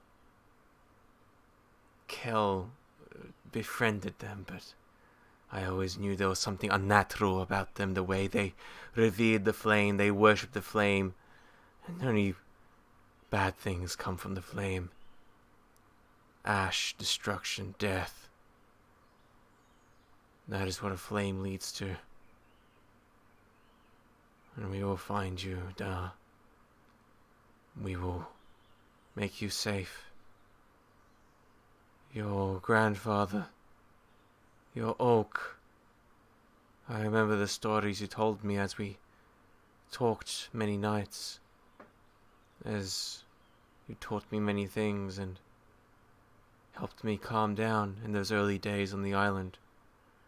And now that devil sits perched inside the flames itself, bathing in it, the disgusting, pallid creature.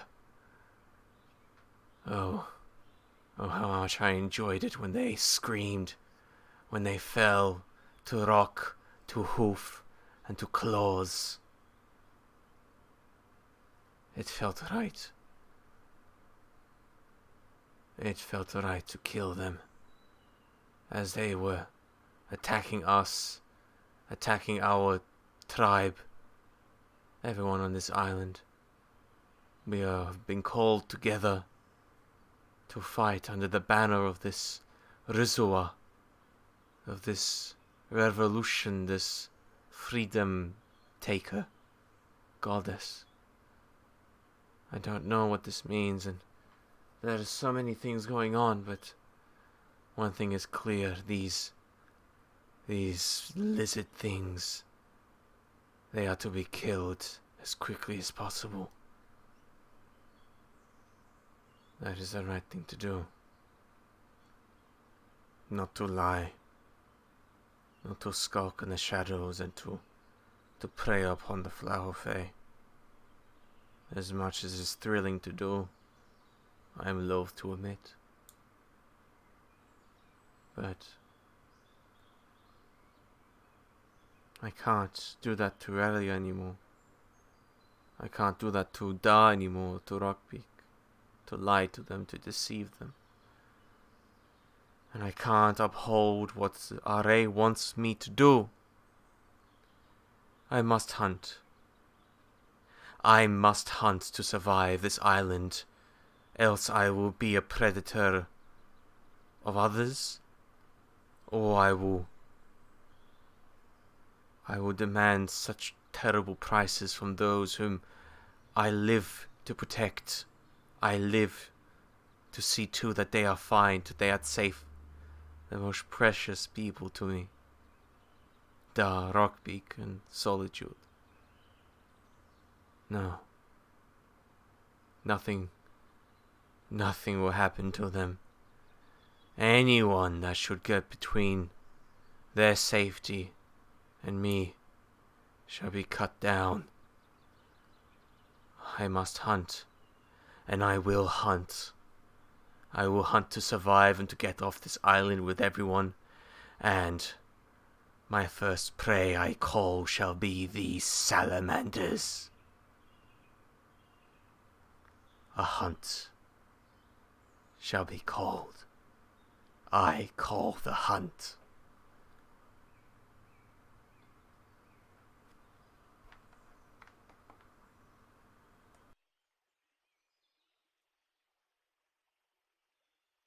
Wonderful. And now we will hear from Solitude as thoughts are going through her mind.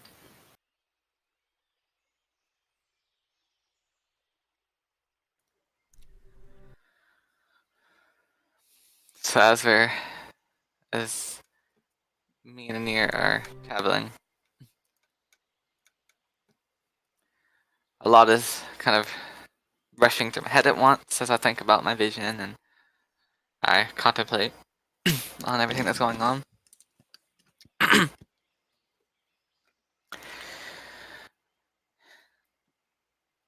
My vision, I had it. I thought I had the opportunity to avoid it, that attacking those things first would have ended it. I didn't realize that Dahl was unsafe. We shouldn't have let him go alone. There's nothing we can do to change that. So we have to deal with it as we go on. And I do believe that we can.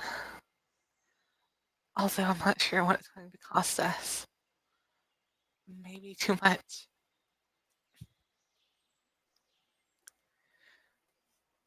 Anir probably believes that I have everything in order and have all the answers, that because of my aura of calm I have. Well, it's not exactly peace. It's just I know a lot of things, but I don't know everything. I don't know how this will end. And I wish it were true that I knew what to do all the time, but I don't.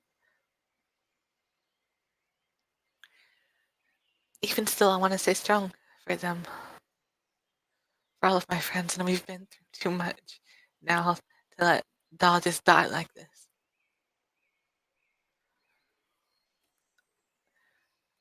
I'm not sure if one can be prepared to kill as much anyone in their right mind as we will have to do. But we'll do what we must, when we must. To protect the values we hold dear and protect those loved ones we hold dear. And then there's also this strange feeling that I haven't quite ever felt before. I'm feeling this.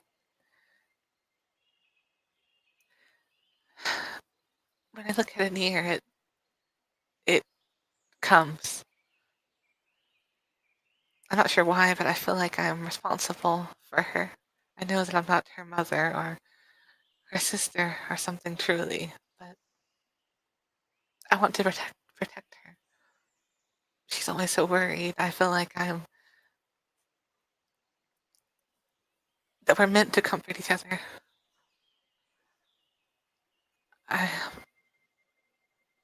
I'm not sure quite if this. I mean, I know I love her, but I'm not sure if this sort of love is the one I hear so much about. I've never felt romantic towards anyone before. I'm not sure what to do with this, but I'll keep it to myself for now. And we'll keep going the way we have been. But I'm afraid that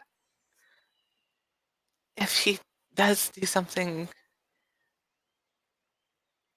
that I couldn't resist, I suppose this could be thought about after we get off the island. But when I think to myself, do I love her? I've never felt such a mixed feelings of maybe there can be two answers. Maybe I love her in two different ways.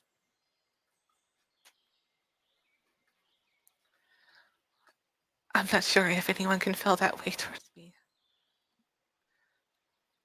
And honestly, I'm afraid to say anything.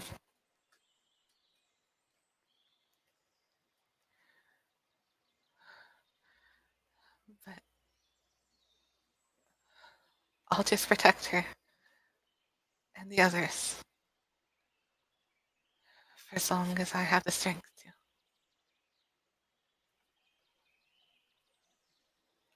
And that's the end of that. And now we shall hear from the iron-chilled philosopher king, Rockbeak the Chainbreaker. Well, this is some fucked up stuff, isn't it? On one hand, the great goddess Reshra comes down here and blesses us all in a way, and then the salamanders come in there and they take Da, trying to summon their dragon demon whatever in there. Man, I didn't think it'd be going like this. Plan on fighting sirens, not having to be attacked by lizards on that end too. If we don't give them the sacrifices, they kill Da. If we give them the sacrifices, they're gonna burn the whole island. And if our little stunt with the slaves and the warriors don't work, I mean, a lot of people are gonna die, and then Da may die, and then we all may die. But I mean, what are we gonna do? Let's hope Anir and Solitude get back quickly. Hopefully, we can put our plan into motion. Yeah, I was very upset when I found out Anir killed those people, but like Reshira says, no one's above forgiveness. Everything can be forgiven. It's just your friends lied to you, but I guess, if I was in her shoes or if I was in her hooves, I guess I wouldn't trust me either after I tried to kill her, but we can't hang on to the past. So, all we can do now is hope that this all works out. We're on a razor's edge here and it's starting to tilt, and not in our favor. Well, one way or the other, blood will be spilt. And let's just hope it's the bad guys and not ours. Oh, Restra, I hope it's not ours. I'll do all I can to protect these people. What turned into a simple revolution, which is ironic. I never thought a revolution would be simple, but I didn't think about the fact that these people would look to me for guidance forever. I mean, It's gonna make leaving the island kind of difficult. Might be stuck here for a while. Didn't plan on that. Didn't plan on any of this. But all we can do now is take it one day at a time. See what happens. I ain't no fortune teller. I can't see into the future, but if they hurt Daw, I know one thing. There's a whole hell of a lot of pain and blood in their future. Daw, we're coming for you, buddy.